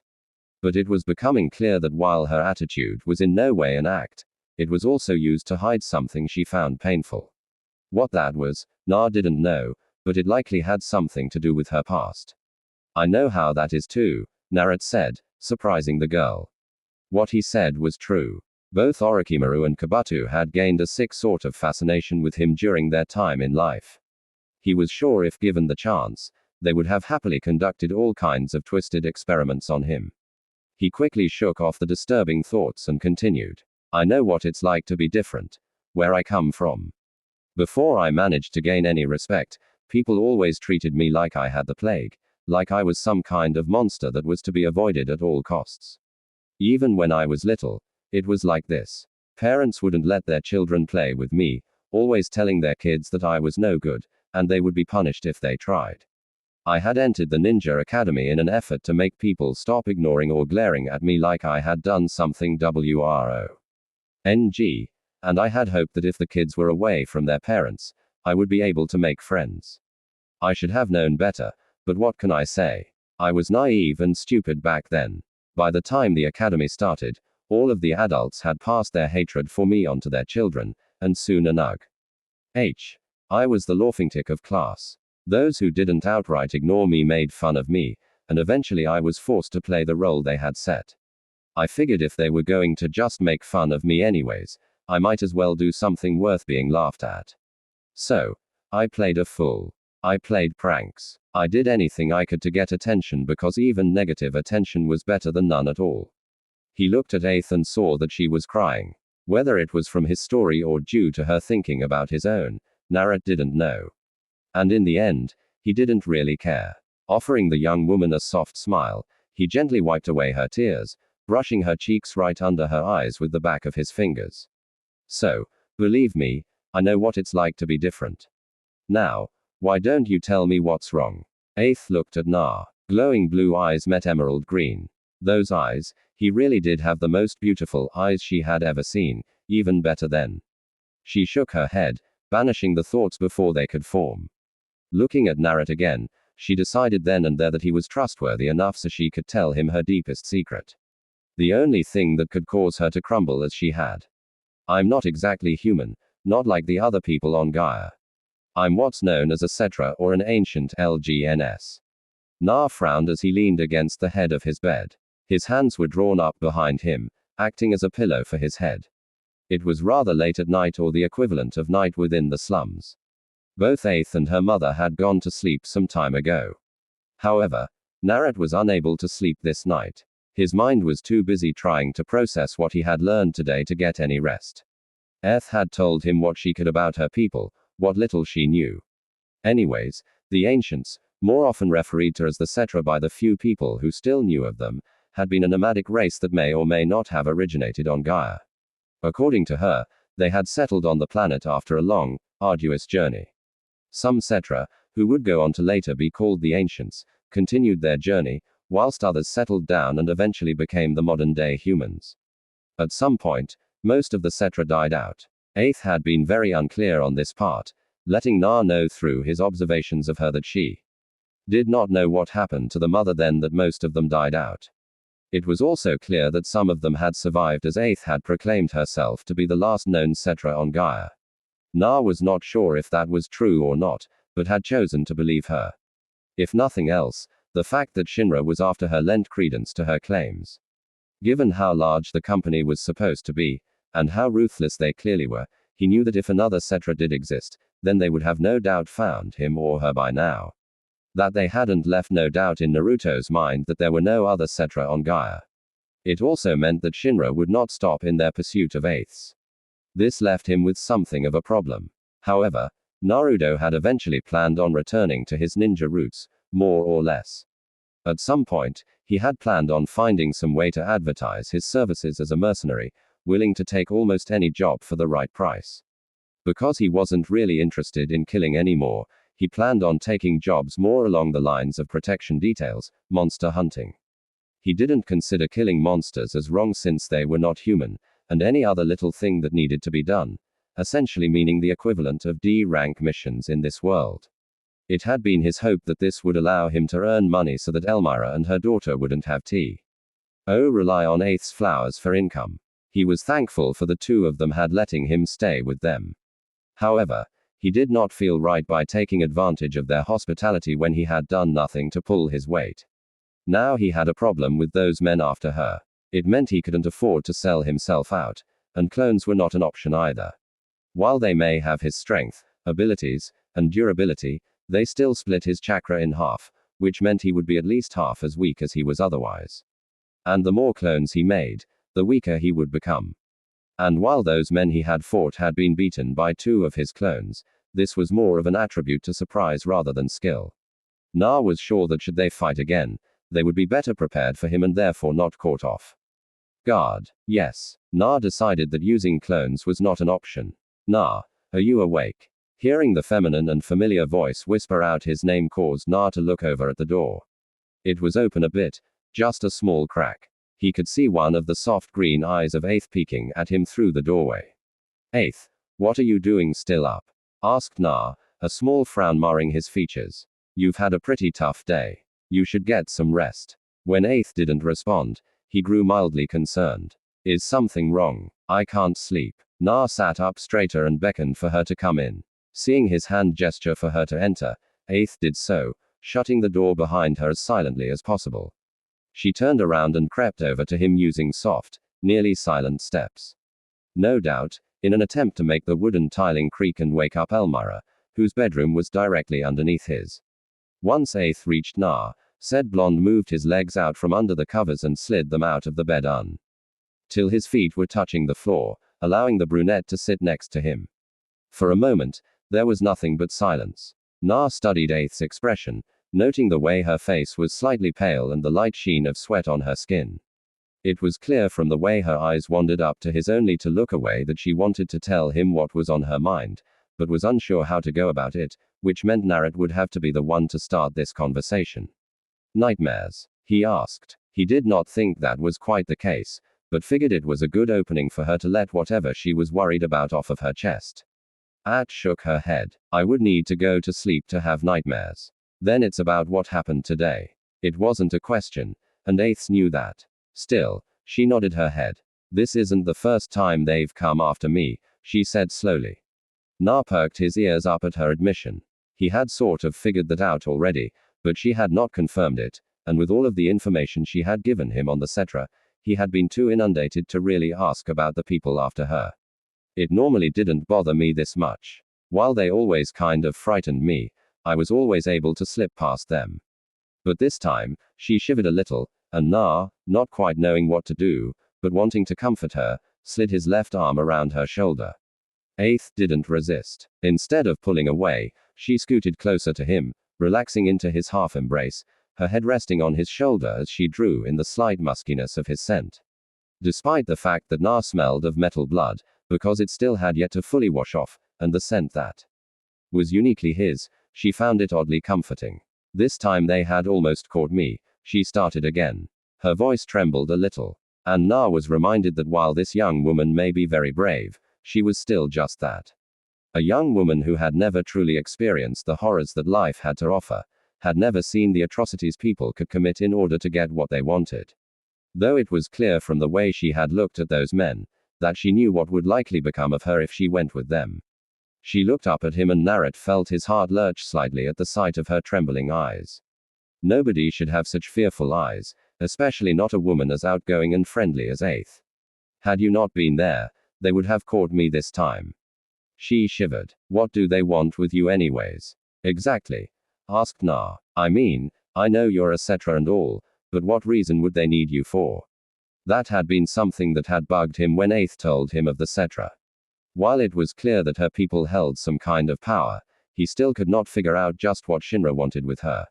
Though he could certainly create theories based on what he had seen of Rude and Red. The way those two had spoken without a hint of remorse for what might befall her should Aeth agree to go with them. It was obvious that the people in Shinra were not pleasant. At best, Aeth would be subject to their every whim and forced to do what they want. At best, well, if these people were anything like Orochimaru, then she would be in trouble if they caught her. For a few seconds, Aeth was silent, contemplating what to tell him. In the end, she just decided to be out with it. He had protected her, and more importantly, she trusted him. If anyone was worthy of knowing this information, it was Na. There is a legend about the Cedra. The Cetra were a race who traveled the planet, healing and cultivating it. And at the end of their journey, they would find the promised land, a land of supreme happiness. And Shinra wants to find this land. That would be my guess. At shrugged her shoulders a bit. When I was a little girl, one of those people in the black suits had come to our house. He said that they had been searching for me. He wanted Mom to return me to them. I refused, of course, and he went on this long speech about how my mother was an ancient and that I would be the one to lead everyone to a land of supreme happiness. After that, my mom and I moved. I didn't want to go back with them, just to be locked up in a research lab and studied. But Mom couldn't protect me. We used to live in the Sector 2 slums before coming here.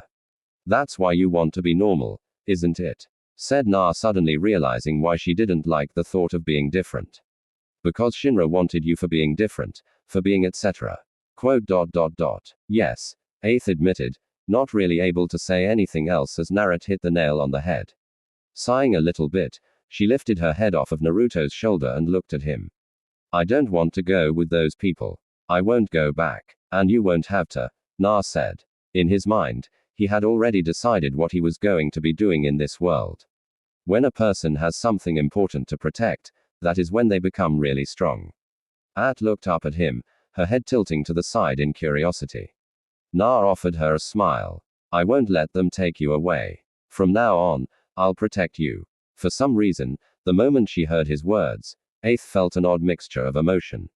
Her heart was racing, its beating erratic and fast. Yet at the same time, she couldn't help but feel relaxed, at peace, secure. There was a warmth in her chest that spread throughout her body.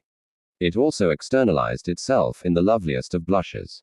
At buried her face into Naruto's shoulder in a futile attempt at hiding her blush. Thank you, Na chuckled slightly as the hand on her shoulder absently traced an Uzumaki swirl along the semi-translucent cloth covering her skin. You're welcome. On this night, Narrett made a vow to never fail again.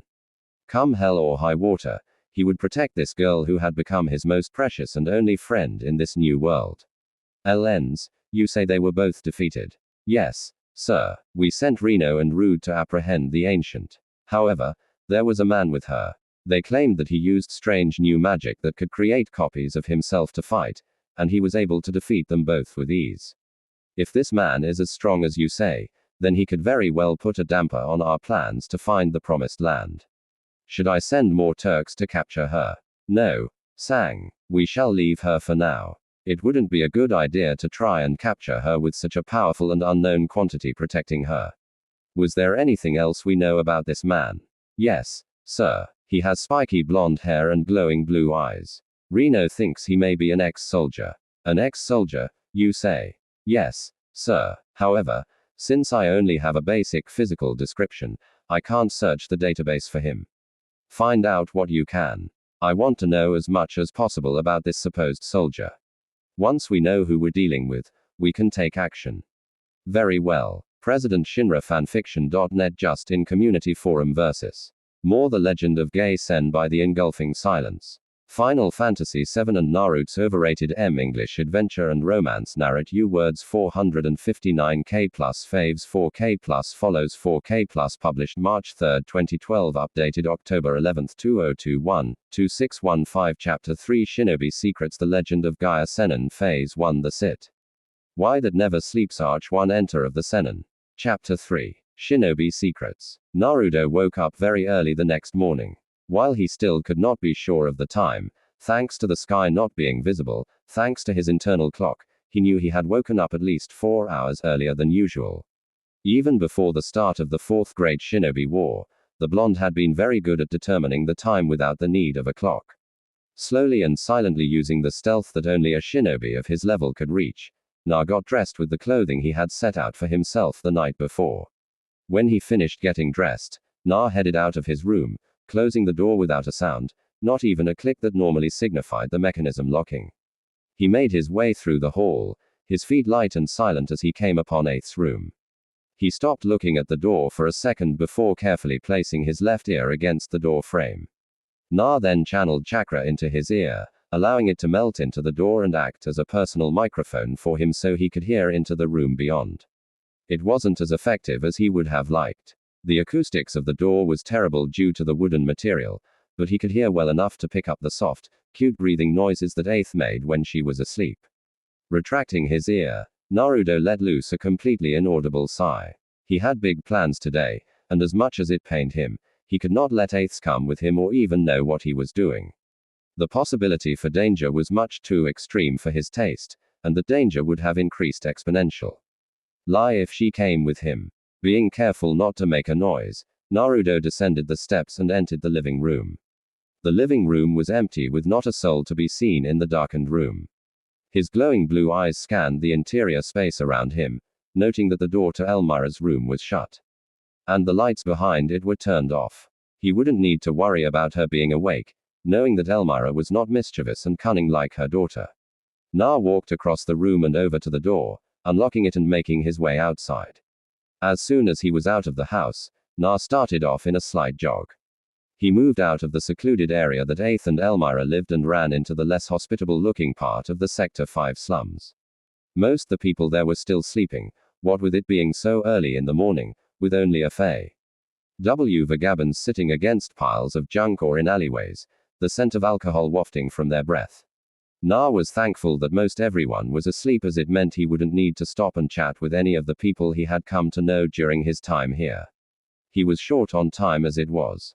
He made it to the gate that led to the marketplace. Na made his way over to the contraption that opened the gate, pressing the button and watching as the gears on either side of the large metal set of double doors spun and turned with a creaking groan. He had to WSE as the sound was quite low, especially to his overly stimulated hearing. The blonde could only hope that it hadn't woken up anyone as he made his way past the gate. The marketplace was basically exactly what its name stated it to be.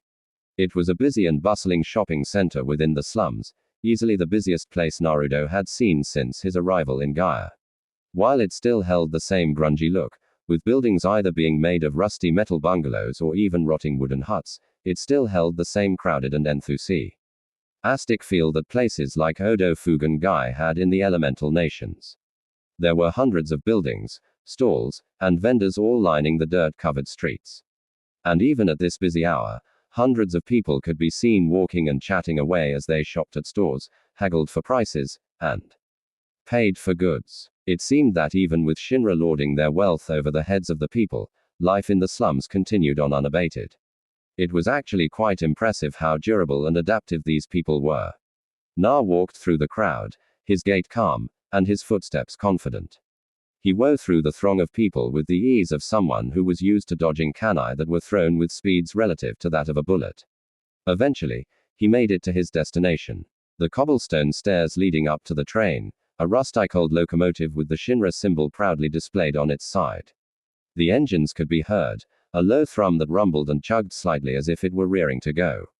Next to the train was a Shinra security guard, easily identifiable by his red cloak and the brown cap he was wearing, as well as the semi-automatic rifle he had slung over his left shoulder.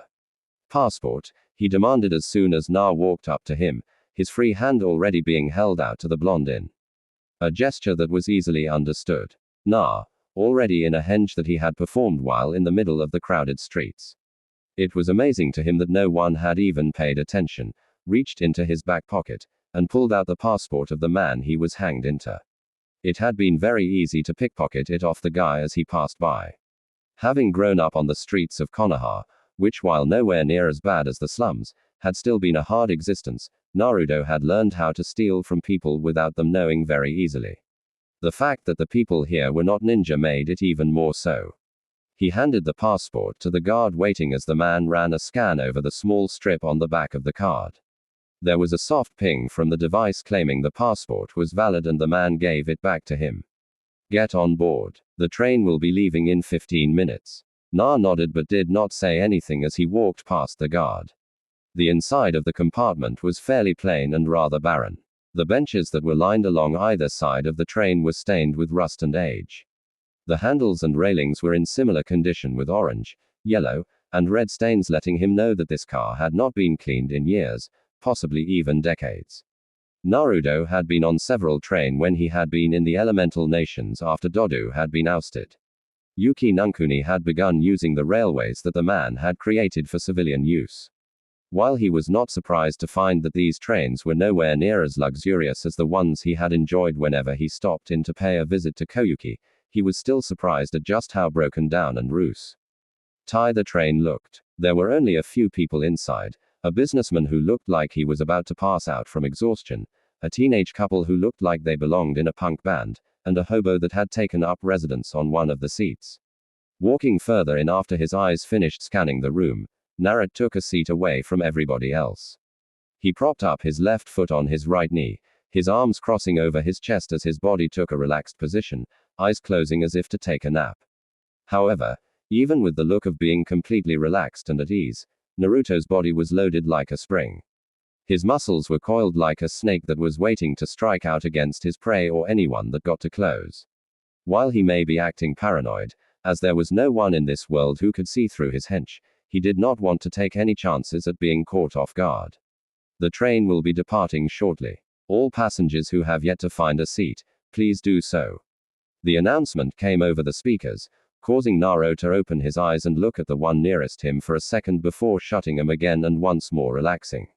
Soon enough, the train began moving, and Naruto fell into a silent state of meditation, preparing himself for the task ahead.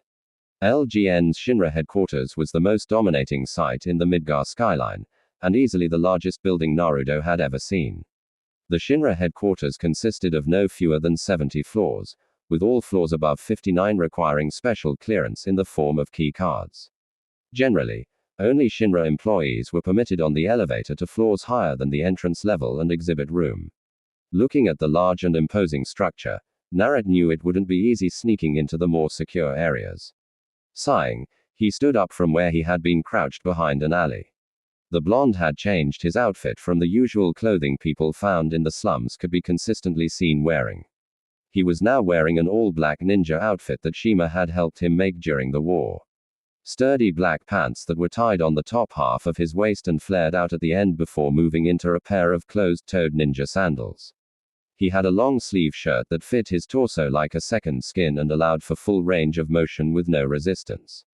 On top of his head was a full face mask that covered everything but his eyes, and even those were covered with a pair of sunglasses. Now on his hands were full-fingered gloves. He also had forearm and ankle guards that were sprayed in a mad black color.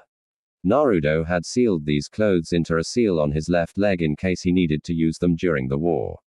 He was thankful when he discovered that he could still use his seals so long as he had his neutral chakra material equipped. Otherwise, he would not have been able to unseal these clothes and would have been forced to find someone who could make them. Henge the blonde muttered. His skin rippled, making his body look similar to that of a jellyfish when poked. Starting from the top of his head and making its way down. Wherever the ripple spread, his body began to change. His hair, skin, and eye color changed. His body structure became different, stockier, and his clothes were changed into something more modern. When the process was complete, Naruto looked like a middle-aged man with graying brown hair, brown eyes, pale skin, and a dark gray business suit. Walking in through the front door, Naruto took a quick look around. On either side of the room were a set of large stairs in a gay blue color and gold color. Right in front of him was a directory, and a little further than that was the foyer, which held the front desk. Overall, the place screamed wealth, even if the decor was terrible. Looking at the directory for a second, Naruto memorized the building's general layout. In order to get to the upper floors, Naruto would need to travel to the second floor, which held an elevator to the 59th floor. Plan in place, Naruto tracked up the stairs. His eyes scanned the room as he moved towards the elevator, taking in the people around him and deciding their threat level. Most of them were non-threats, civilians, judging by their business suits. There were a few soldiers which he recognized as such by the blue armor, shoulder plates, odd helmets with the 3 red lights in a triangle fashion on top and the machine guns slung around their shoulders. However, they were just standard infantry. While Naruto was not sure what people in soldier looked like, the way the uniformed men walked and carried themselves told him of their inexperience. Should worst come to worst, it would not be hard for him to take them out and beat a hasty retreat. When he entered the elevator, he pressed the button for the 59th floor. The doors closed with a soft ding, and Na felt the small gravitational force of the tiny compartment bear down on him as it began moving up. Closing his eyes, Na began to slow his breathing. The next phase of his plan to infiltrate Shinra headquarters would be much harder. LNs. The Shinra soldier whose job was to stand guard at the elevator entrance to floor 59 side. When he had first joined Shinra, it had been with the notion that he would get some excitement in his life, exploring different regions of the world, fighting large battles to protect the innocent. The kind of life that heroes lived, that had been flushed down the toilet when he was told what his real job would be, guarding Shinra HQ from intruders. Not like anyone would be stupid enough to break into this place, the guard thought with a derisive snort. Shinra headquarters was the most fortified building in the entire world. Not only were there guards protecting the place, but Shinra had a high-tech and very powerful security system that made it damn near impossible to get into. Then there was the monsters. The guard shuddered. Dr. Hojo, the leading scientist and madman of Shinra, had created all manner of beasts to protect this place. From large cyborgs and robots to freakle-looking monsters of the kind one would expect to find in a horror movie. Even if someone did try to get in here, they would be ripped apart by the insane doctor's mad creations. Ding! The guard looked over at the elevator door as it swung open. He frowned when he saw that the interior was completely empty. The elevators in Shinra didn't move on their own unless someone pushed the buttons inside, and they wouldn't open on a floor when no one had called it. He walked over to the elevator, keeping a tight grip on his gun. He looked inside for several moments and frowned, trying to figure out what had caused the elevator to open on this floor. A soft breeze made him turn around. Nothing. Sighing, the guard figured there was a maintenance issue and determined he would file it in when he got off his shift. He went back to his post as if nothing had happened. Working for Shinra really was a boring and thankless job. LGNS. There was a slight shimmer in the air as Naruto appeared within the elevator just as the doors closed again. A slight smile appeared on his face at how easy it was to use the Maikeka no Jutsu. This particular jutsu was a ninja escape technique that allowed the user to control how light was reflected around their body with chakra inflections. The technique had always been hard for Na, mainly because it required constant recalibrations and the release of very minute amounts of chakra into the air in order to constantly keep his form invisible. Essentially, it was a technique that required very good control, the kind one would expect to find in a genjutsu user. It was moments like these he appreciated how easy the material made his techniques. He no longer had to worry about controlling his chakra. He just selected the technique he wanted to do and it worked automatically at the cost of using a little more chakra. The technique also erased the user's scent and shadow and was usable on any terrain, making it ideal not only for covered maneuvers, but also offensive strikes. Perceiving the user's position was possible only for ninja who were astute enough to observe minute variations within their surrounding environment, such as distortions of air currents in the immediate vicinity or distinguishing sounds, i.e., footsteps, etc. Fortunately for him, There was no one so far that he had found who could detect him in this world. He was sure that there were some, like maybe these first-class soldier members that Aeth had alluded to. But regular grunts like the man he had just filed from would never be able to notice him. He looked at the key card he had stolen from the guard. With luck, the man would just assume he had dropped it somewhere. It's not like someone could have possibly stolen it, since the guard had likely spent most of his time on the 59th floor alone. It was a very basic looking card, about a centimeter thick, with a black stripe on going across the uppermost part on the back lengthwise. There was a small serial number in the bottom left-hand corner as well. The front of the card was blue with the Shinra symbol for Shinra Electric Power Company on the left, and a picture of the man he had swiped the card from on the right top portion of the card. According to what he had learned from Aeth, who had some basic knowledge about Shinra, thanks to having been held as their captive when she was younger, all he had to do was swipe this card through the slot on the elevator or door to access them. Chuckling, Naruto slid the key card through the slot on the left-hand side and pressed the button for the 61st floor. The floor began moving again. The ride to the floor Na wanted to head up to was much shorter, being only 2 floors above the one he had just come from. Within a few seconds, there was a chime and the door opened. Na walked into a room that looked like a break room of some kind. Tables were scattered sparsely around the room. There were several plants and trees located in groves, and a long bench lined the rather large window, which took up more half of the wall space. The blonde walked over to a vending machine and got himself a beverage using the card before sitting down at one of the tables on the outer ring of the room. This way he could watch all of the people coming and going. He kept himself in a casual sitting stance, one befitting a businessman working for Shinra, as he surveyed the others around the room. Most were middle-aged men with a similar disposition to his current role. Those ones were sitting alone, some eating, some reading the newspaper, but none talking with each other. There were a few soldiers lounging in the room, but they didn't associate with the others. In fact, most of the other people seemed to be frightened of them. Naruto wondered if it was because they were armed or if there was another reason. He knew they weren't in soldier as they lacked the telltale glow of their eyes, so it couldn't be that. Maybe normal people just couldn't deal with big guys carrying weapons in this world. His eyes soon found his mark around 20 minutes after sitting. An attractive woman who looked to be in her late 20s. Her long blonde hair was done up in a severe ponytail and she had bright blue eyes, not to mention a rather large bust. He assumed her good looks were at least half, if not the entire reason she had been hired. She looked like a secretary if Na were to judge her by her suit, a black skirt with a white collared shirt and black jacket combination. Most of the secretaries worked on the first floor. The only reason he knew differently was the gleaming key card attached to a belt loop on her hip. Standing up, Naruto entered one of the restrooms. A single stall utilizing his transformation abilities again to change his appearance. This time, he was a rather attractive male in his mid to late 20s with a head of messy black hair, soul-piercing green eyes, and a cut physique. He looked like one of those male models he had seen in a magazine that he had caught Elmira reading once, an act which had made her blush and him snicker at her embarrassment. That had been a funny situation. Funnily enough, the form he took was more or less his true appearance, and he just changed his hair and eye color and his skin tone. Normally, he wouldn't make his appearance this similar, since if he did this in a hidden village, they might be able to figure out who he was. But the people on Gaia didn't have the ability to shapeshift like he could, so he should be safe. He exited the small stall and made a beeline for the woman. As he walked, he took notice of her emotional state through minute observations of her facial features and posture.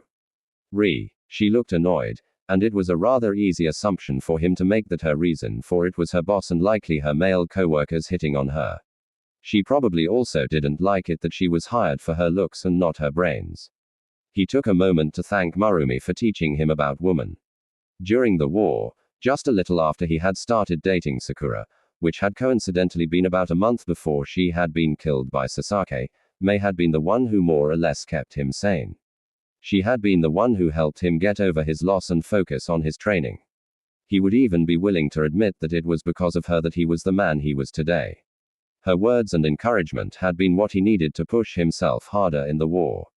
To get stronger, and she had been the one who had taken it upon herself to teach him about women, more specifically about how to please a woman during intercourse. The blonde had always assumed his first time would have been with Sakura. Some people thought he had slept with Sheen since he had agreed to help he create a new priestess, but that had involved masturbating into a cup, not like everyone assumed. In fact, aside from Naruto's infamous Aoic no Jutsu and the few sections he read of his sensei's novels, he had not really known what was involved in. Despite this, he knew what was and knew it was between a man and woman who loved each other. So, it was only natural to assume it would be done with his first crush. It had taken a long while before he and Sakura had started dating. And despite the fact that he didn't have the slightest concept of what was, he was going to ask Sakura if she had wanted to take their relationship to next level, as it were. In a time when either one of them could die due to the war, he hadn't wanted to live with any regrets. Of course, it had to be the day after he decided this that Sakura ended up dying.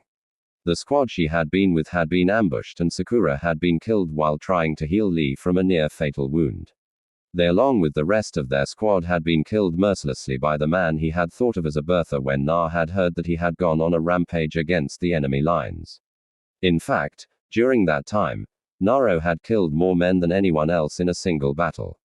He couldn't remember much of what happened that time, his vision had been filled with red, but he could still remember his desire for revenge, to kill those who had taken Sakura from him. So he had bathed in the blood of his enemies. The Zetsu clones Moa had created a seemingly limitless army of had been decimated. The resurrected ninja that had been foolish enough to get in his way was slaughtered. Their bodies quite literally destroyed on the molecular level and thus incapable of being resurrected a countless number of times during his desire to satiate his bloodlust and revenge. And when it was over, Naruto had become spent. An empty shell of the vibrant teen he had been. His illusions ripped away. His dream of a peaceful world gone. He had come to understand something that day. Peace was an illusion. How could there ever be peace when people continued to kill each other, when hatred from the loss of loved ones continued to spread? Could there ever truly be peace when people like Sasuke and Ma existed in the world to infect others with their hatred?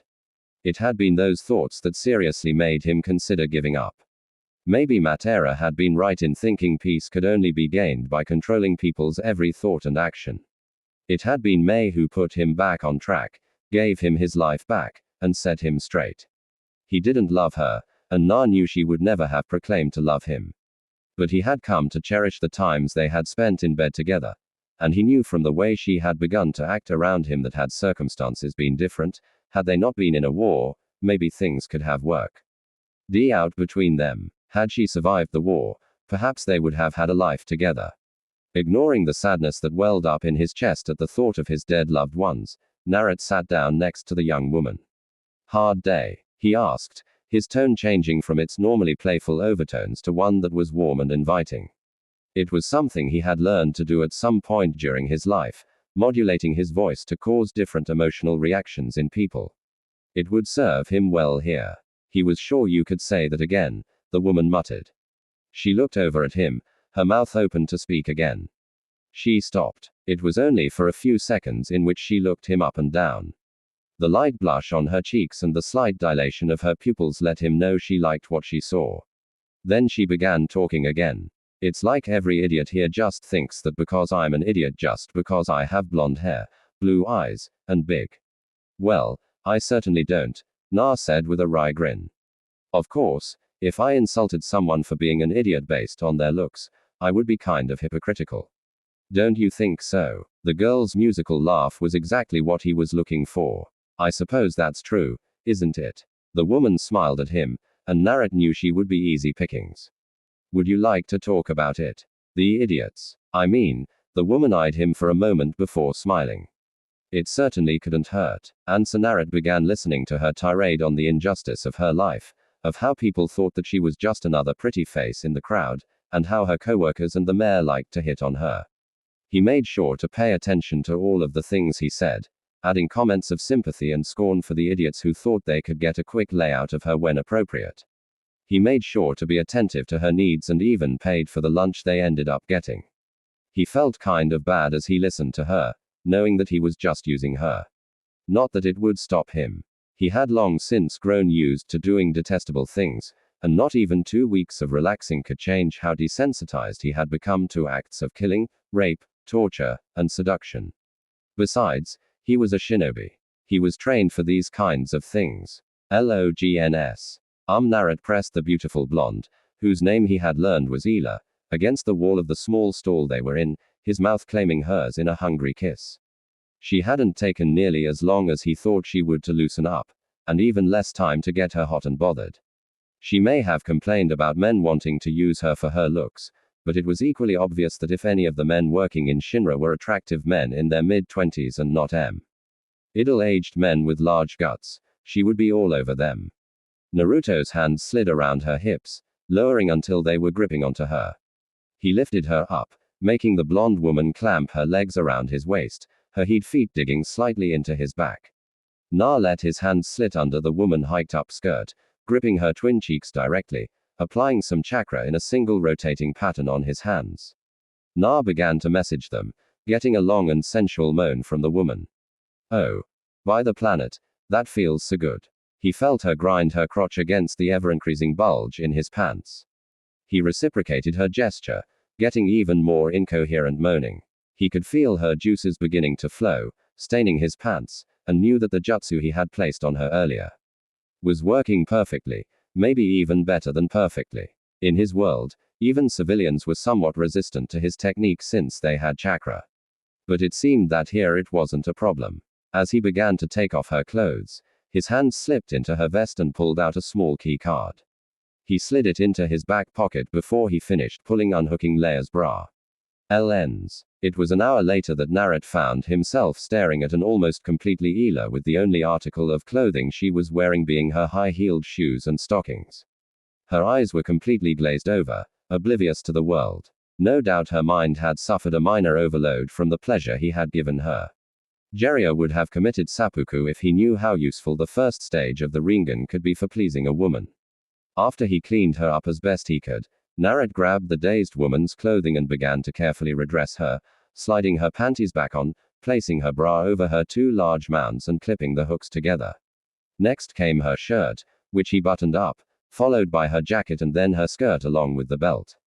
Carefully, oh so carefully, Narat repositioned the woman on the toilet to the stall their encounter had taken place in, pulling down her panties and skirt at the same time and making it look like she had fallen asleep while going to the restroom.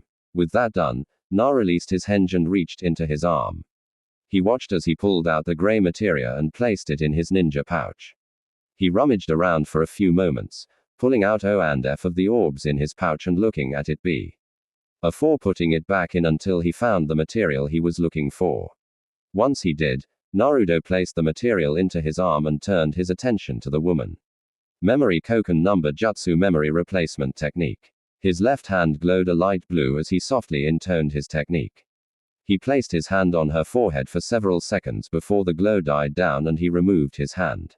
Now, when she came to, Ela would assume she had simply fallen asleep while going to the restroom and had a very erotic dream. Switching out his genjutsu materia for his neutral N-jutsu materia, Naruto once again affected his hench, turning himself into a perfect replica of Ela. After checking himself over in the mirror and finding his change acceptable, he made a hasty exit out of the woman's restrooms. Once again, entering the lounge room proper, Naruto took a quick look around. There were only a few people left in the room, which was good since it meant no one would come up to him. His eyes caught sight of the room on his left, which he knew was the stairway needed to gain access to the higher FL. All levels. Walking up to it, he swiped the card he had gotten from Ela through the card slider. A smile working its way to his face when the small red light blinked over to green, and the door slid open without protest. He walked into the stairwell and took the stairs up to the next floor, the 62nd floor. According to his information, the Midgar government offices and Shinra Research Library should be located on this floor. Walking out of the stairwell, Naruto took a quick moment to look around the floor he was now located on. The library was separated into 4 rooms, each of which was categorized by one area of research conducted by Shinra. On the other side of the library, a small office could be seen. No doubt where the mayor was located. Na walked into the library room closest to him and began walking through the aisles, his left index finger lightly touching the many books as he scanned the titles. He stopped at a book labeled History of Shinra and quickly pulled it off the shelf. Anything he could learn about the company as a whole could only benefit him in the end. Na spent several hours reading up on everything he could. He wasn't too concerned about getting caught. The woman he had put to sleep wouldn't wake up for a while. Anyways, though, on the off chance that she did, the blonde had already hanged himself into a middle-aged man with graying hair and a prominent gut. During his research trip, he learned much about the world he was now in. The planet he was now on was made up of 3 unnamed continents, one in the east, one in the west, and one in the north. Other large islands include the Medal Island that was south of the eastern continent and part of a long sea. Hain of Islands, a large forested island located just southwest of the eastern continent, and a long island to the west of the western continent that is home to what the ninja people Eighth had told him about. Most of the world had a temperate climate with large grassy plains broken up by tall mountains. The icicle area taking up the entire northern continent was made up of a massive plain of ice known as the Great Glacier. At the northern tip of the land mass was a gigantic crater called the North Crater that had a cave inside known as the Norther Cave, which led deep into the bowels of the planet. The most prominent desert was in the western continent below something called the Gold Saucer. Marshlands can be found in the eastern continent in front of the mine in the grasslands area.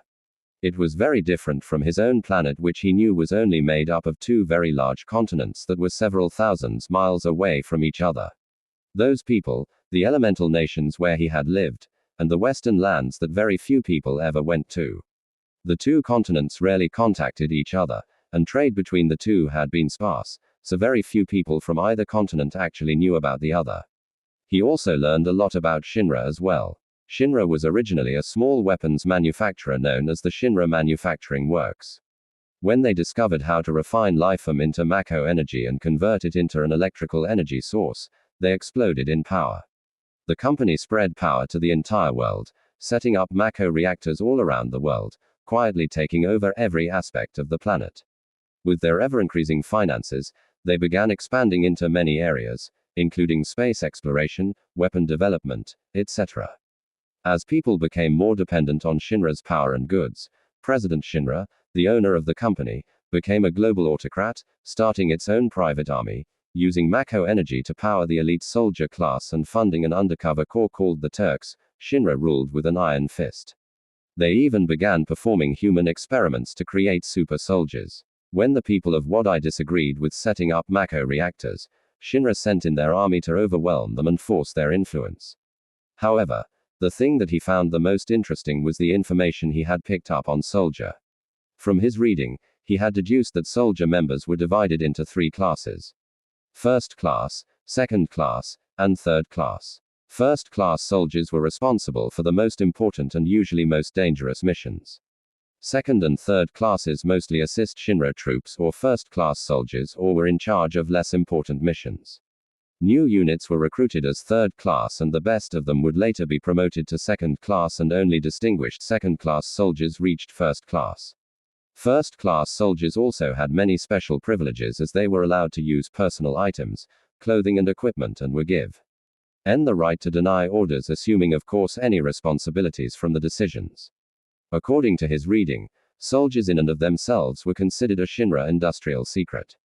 And to prevent this information from leaking outside company walls, it was very difficult for soldier members to retire. Even if they were allowed to leave Shinra, the company would constantly monitor their subsequent actions. Even those people who believed they had evaded surveillance, Shinra would eventually find them and watch them for the remainder of their lives. And in a worst-case scenario, the company would have them killed.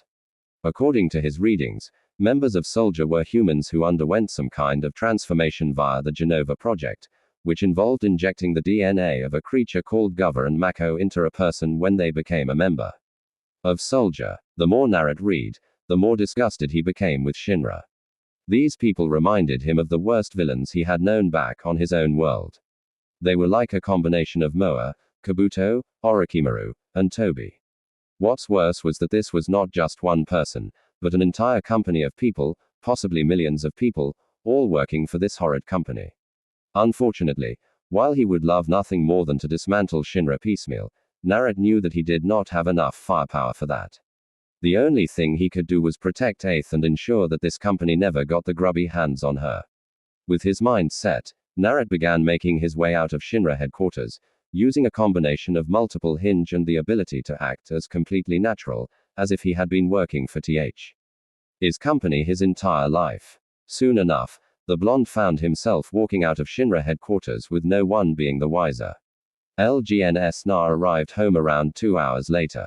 After leaving Shinra headquarters, he had taken one of the many trains that led to the Wall Market and then the Sector 5 slum. Where Aeth and her mother lived. As he walked inside, he quietly shut the door and made his way upstairs. As soon as he reached the second floor, the blonde stopped in his tracks, his face gradually paling. Standing in front of him was an annoyed-looking Aeth. She was impatiently tapping her left foot against the ground. Her arms were crossed under her modest bust, and she had an irate look on her face. It was clear she had been waiting for him. More than likely, she had gone to his room to wake him up, only to find that he had not been there. Na had no doubt that his friend in charge had scoured the entire Sector 5 slums and quite possibly several of the sectors closest to them in her search for him. Hey Aeth, he said, his mind going over possible excuses he could use to get away without dealing with whatever trouble he was in. Unfortunately for him, his mind was unable to come up with anything, busy as it was trying to find out just how this stunning young woman could look so frightening. Where have you been? She asked, the frown on her face increasing. I woke up this morning and tried to find you, only to find out you were gone. I waited for 3 hours for you. Na, who had been about to open his mouth, snapped it closed with a click and winced. I was busy, he said evasively. There was no way he would be telling Aeth just what he had been doing for the past 10 hours. Aeth raised an eyebrow. Busy. The brunette gave him the look, one that every female seemed to have mastered down pat. It was the kind of look that said, if you don't tell me what's going on, you are going to suffer unimaginable porn or the equivalent to that. It more or less made your instincts scream at you to tell the woman giving you that look everything you've been up to and then some. Aeth's was a tad different, but no less effective. It wasn't quite the dangerous. If you don't tell me what you've been up to, I'm going to shove a rusty spork up your look. Fortunately for Na, the girl in question was far too sweet and kind to give him that look. However, due to the number of life and death situations the blonde had faced in his life, the one she was currently giving him was probably even more effective than that one. The one she had on her face was a slight pout, eyes widened ever so slightly, and her lower lip just barely sticking out. It was the kind of look that said, if you don't tell me what you've been up to, I'm going to be extremely hurt and think you don't like me. Really, the look was just criminal because there was no way Naruto could truly counter it. Yes, busy, he nodded his head, wondering what he should tell her. Why was it that he could lie without a problem to just about anyone's face and not even flinch, yet when a pretty girl he knew gave him that look, his ability left him. Both Mei and Sakura had the same ability and had no trouble abusing it when they had wanted something. Naruto had lost count of the number of times he had spilled his guts to them whenever that look came into play. As it was, only the knowledge that telling Aeth what he had been up to would do more harm than good kept him from revealing all of his secrets right then and there. I was exploring Midgar a bit more, Naruto said eventually, his mind trying to come up with a suitable story that would not be an outcry. Lie. After those men tried to capture you, I felt it would be a good idea if I knew more about the city.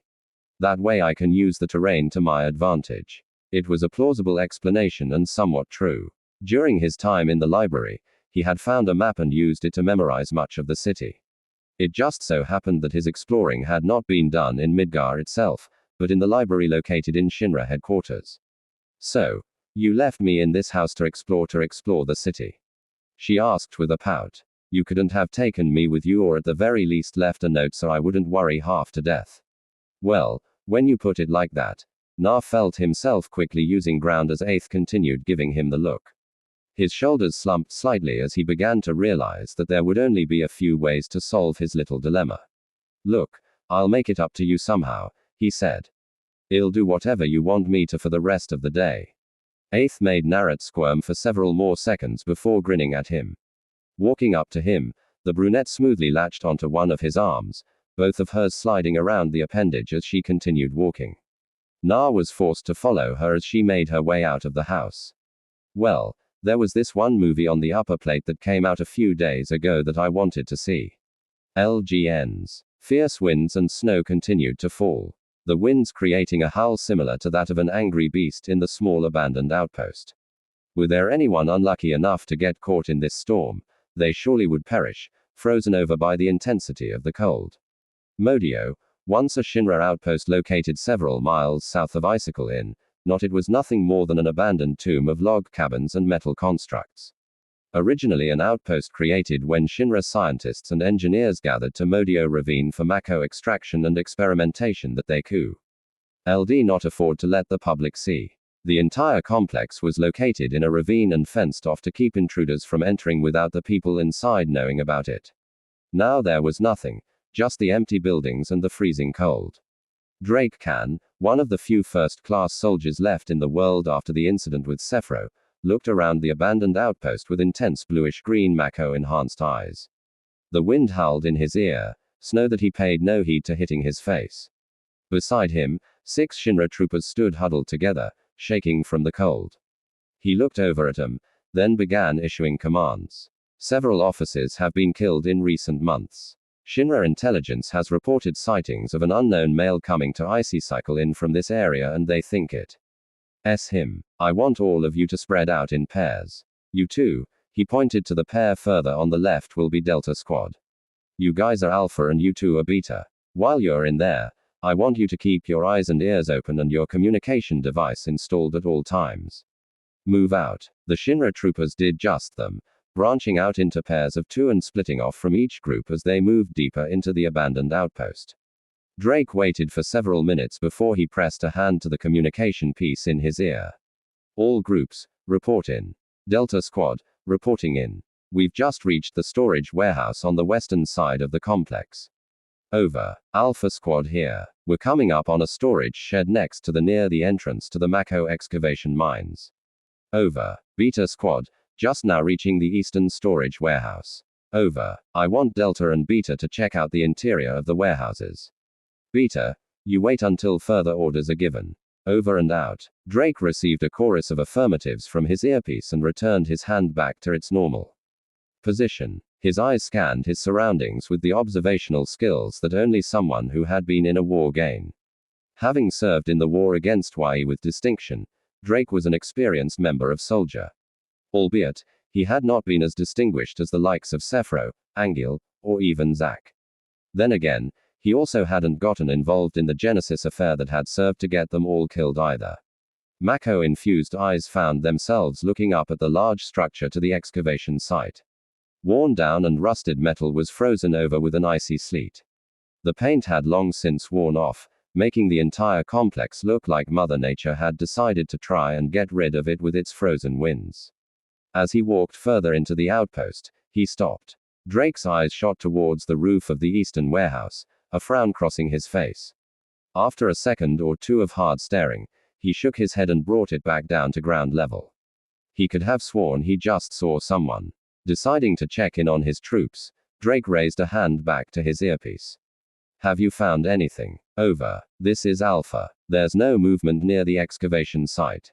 Over. Beta. The warehouse is completely empty. Save for some frozen over machinery. Over. Delta Squad. Same here. No. Wait. I see movement. Yes. It's what? Hell. Alarmed, Drake began barking commands. What is it? What do you see? Report. It's a man. He's running along the ceiling. How the is here doing that? Oh, __, he just got Jansen. He just sliced his head off with a single swing. I can't. Just then, a loud explosion took place over where Delta Squad was reported to be. Drake's eyes turned, widening as they caught sight of the large gout of flame that spread across the sky, forming a basic mushroom cloud of fire and smoke. The hand on his earpiece was increasing its pressure on the device. Delta, get out of there now. I repeat, retreat and regroup with Alpha. Delta static. Drake took a moment to swear before giving commands to the rest of his unit. Alpha Squad, I want you to remain in position. Huddle down and try not to be seen. Beta, I'm heading over to the warehouse where we lost Delta. I want you to head over there as well. Over and out. He didn't wait for the two squads to reply as he ran towards the western warehouse. His hand gripping the standard longsword strapped to his back, Drake jogged through the snow at a pace that few humans could match in the current weather conditions. Heavy footprints were left when he moved, only to be covered up soon after by more snowfall. Soon enough, he turned the corner that would give him a direct line of sight to the building of Delta's last known coordinates. Wholly and promptly stood stock still, his mind reeling shock. The entire front wall of the warehouse and at least on a third of the roof was gone. The singe marks, molten metal, and steam rising from the structure letting him know that whatever attack had been launched here had been powerful. It looked like someone had used a Farragut attack or possibly even flare. And there, lying on the ground a few feet away from Drake, was one of his troops. Most of the man's clothing had been burnt off. The armor plating he wore melted beyond recognition as the now red liquid burned a hole directly through his skin. His flesh was covered in third-degree burns with half of his face melted away, his right arm missing with the wound cauterized, and a large portion of his torso was nothing more than an amalgamation of melted flesh. While Drake walked towards the trooper, one of the soldiers behind him turned green under his helmet while the other threw up what was left of his lunch, staining the white snow. Drake knelt down, looking over the clearly dead soldier. Despite feeling a surge of anger rise in him at seeing one of his troops killed in such a brutal way, he fought it down and tried to study the attack from an objective standpoint. The magic, for it was clearly that and not some sort of explosive used, was impressive. Even more so than usual, since Drake could see that his soldier had been hit indirectly with the attack rather than hidden.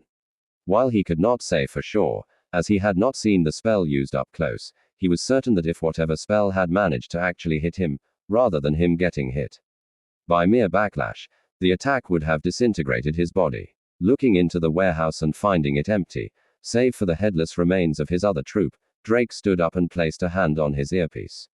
Alpha Squad, has there been any movement near your position? Over ... static. You two follow me, Drake ordered. Startled, two members of Beta Squad made to follow him as the soldier first class stalked away. They might have actually considered running since it looked like they were heading towards the danger, but considering they were with a member of soldier felt it was probably safer than if they tried to run. When Drake got to the excavation site's entrance, he immediately found one of the members of Alpha Squad. His remains. Anyways, the man appeared to have been killed with a projectile weapon of some kind. Kneeling down, Drake reached out and plucked the shiny metal object that had been lodged in the trooper's neck. It looked like a four-pointed star. The weapon glinted and shined in the cold day, reflecting the hail of snow and Drake's own scarred face on its polished surface. He recognized the weapon. How could he not? Drake had fought in the war with Watai, had tangled with the Watan forces that had specialized in stealth and assassination. The so-called ninja, this weapon, otherwise known as a shuriken, had been one of their preferred long-range projectiles. But what could this mean? Was this person who had just slaughtered his troops with impunity one of Watai's ninja, a rogue ninja out for revenge? How could that be? And why now? The war against Watai had ended over 4 years ago. Whatever the case was, Drake knew he would not get any answers by just standing there. Looking around for the last member of Alpha Squad, Drake could not find him. He did, however, spot a trail of blood on the ground leading inside the excavation site. A trap. There was only one way to find out. It looks like we're the last ones left alive, Drake began, standing back up and directing his attention to his two remaining troops.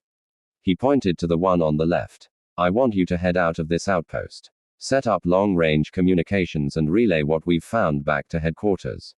You are going to be going with me. It looks like this man might be a YE soldier with a grudge, so we'll need be cautious.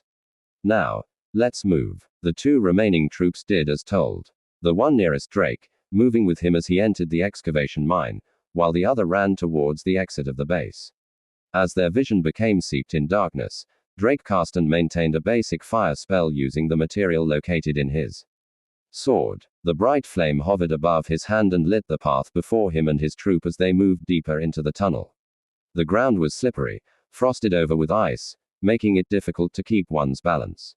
Several times, the trooper nearly fell over as he attempted to keep up with Drake, whose long, powerful strides helped him keep his balance. They soon reached the interior of the minehaft. It was a large pathway that led further into the depths of the planet. Large metal pipes protruded from the walls, turning and moving downwards. They followed the tunnel deeper into the planet. In the center of the mineshaft, a large metal structure stood, a drill of massive proportions that went down so far it was impossible to see the end of it. Rusted over steel girders were all that kept people from falling into the dark, murky chasm. In the center of the room was the last officer. As Drake stood over the body, he noted the wide, frightened eyes of the man. His mouth was open in shock, frozen there as if by the cold. Iced over blood dribbled from the sides of his mouth and slid like hole was pierced straight through his neck, likely by some kind of sword weapon, a katana of some kind, maybe. Turning his attention back towards finding the culprit who killed his men, Drake moved on, wearily, one hand on his sword and his eyes scanning every inch of the platform as he began his descent, using the stairs over to his left. Behind him, the Shinra trooper held his automatic rifle in an unsteady, shaking grip. Soon enough, they had reached the end.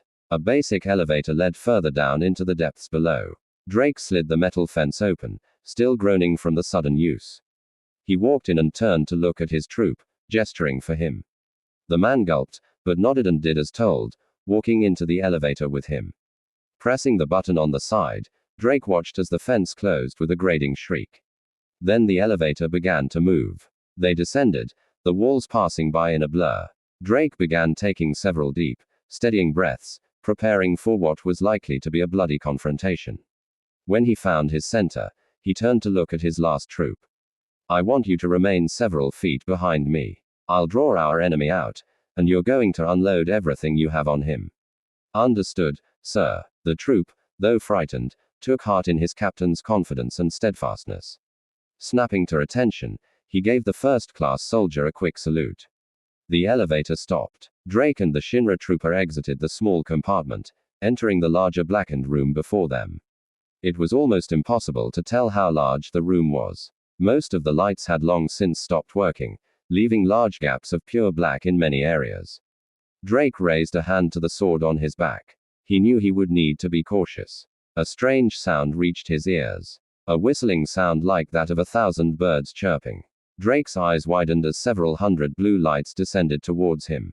He didn't know what they were, but instinct told him that he did not want to get hit by them. He rolled out of the way, dodging them by a good margin. The trooper with him wasn't so lucky. Nearly a dozen of the blue lights had pierced his body, sticking out in various places as blue lightning coursed over him. Spasming, the Shinra troop fell to the ground, his shaking becoming more and more erratic and violent until he suddenly stopped dead. Drake could see the strange blue lights more clearly now that they were closer. It looked like someone had taken the thunder spell, supercharged it, then condensed it into hundreds of miniature needles, which should be impossible, of course. No one, not even the great Sephiroth himself, had been able to modify materia magic. And no one could use magic without materia. So just what kind of magic was this? Instincts kicked in again, and Drake rolled across the ground just in time to dodge the swipe of a katana coated in blue electricity. It sliced through the floor with impunity, cutting apart the metal grating where he had been standing seconds prior. Drake rose to his feet, pulling his sword free and moving into a ready stance. Only then did he get a good look at his opponent. It was man. He was tall with messy black hair, pale skin, and crimson eyes with an odd pattern he had never seen before. He wore a white shirt opened all the way to his stomach to reveal no armor of any kind, a pair of black trousers, sandals on his feet, and a purple bow tied around his waist. A sash maybe. You don't look like any what I've ever seen, Drake said, narrowing his eyes. The man did not reply, instead choosing to charge forward. Drake prepared to defend himself as the man came ever closer, raising his blade to guard when the katana the strange red-eyed man possessed slashed down. Normally, such an attack would have been easily blocked. Then, Drake could have used his Makao enhanced strength to throw the man off balance and finish him with a killing blow. Normally, this battle would not have ended so quickly. Drake became shocked when blue lightning sparks along the man's katana. It sliced through his blade like a hot knife through butter, the metal superheating and melting in seconds before the larger tip fell to the floor with a clatter. Drake was so surprised that he hesitated for a split second. That split second cost him. It was only instincts that made him attempt to jump backwards when the strange man slashed at him again.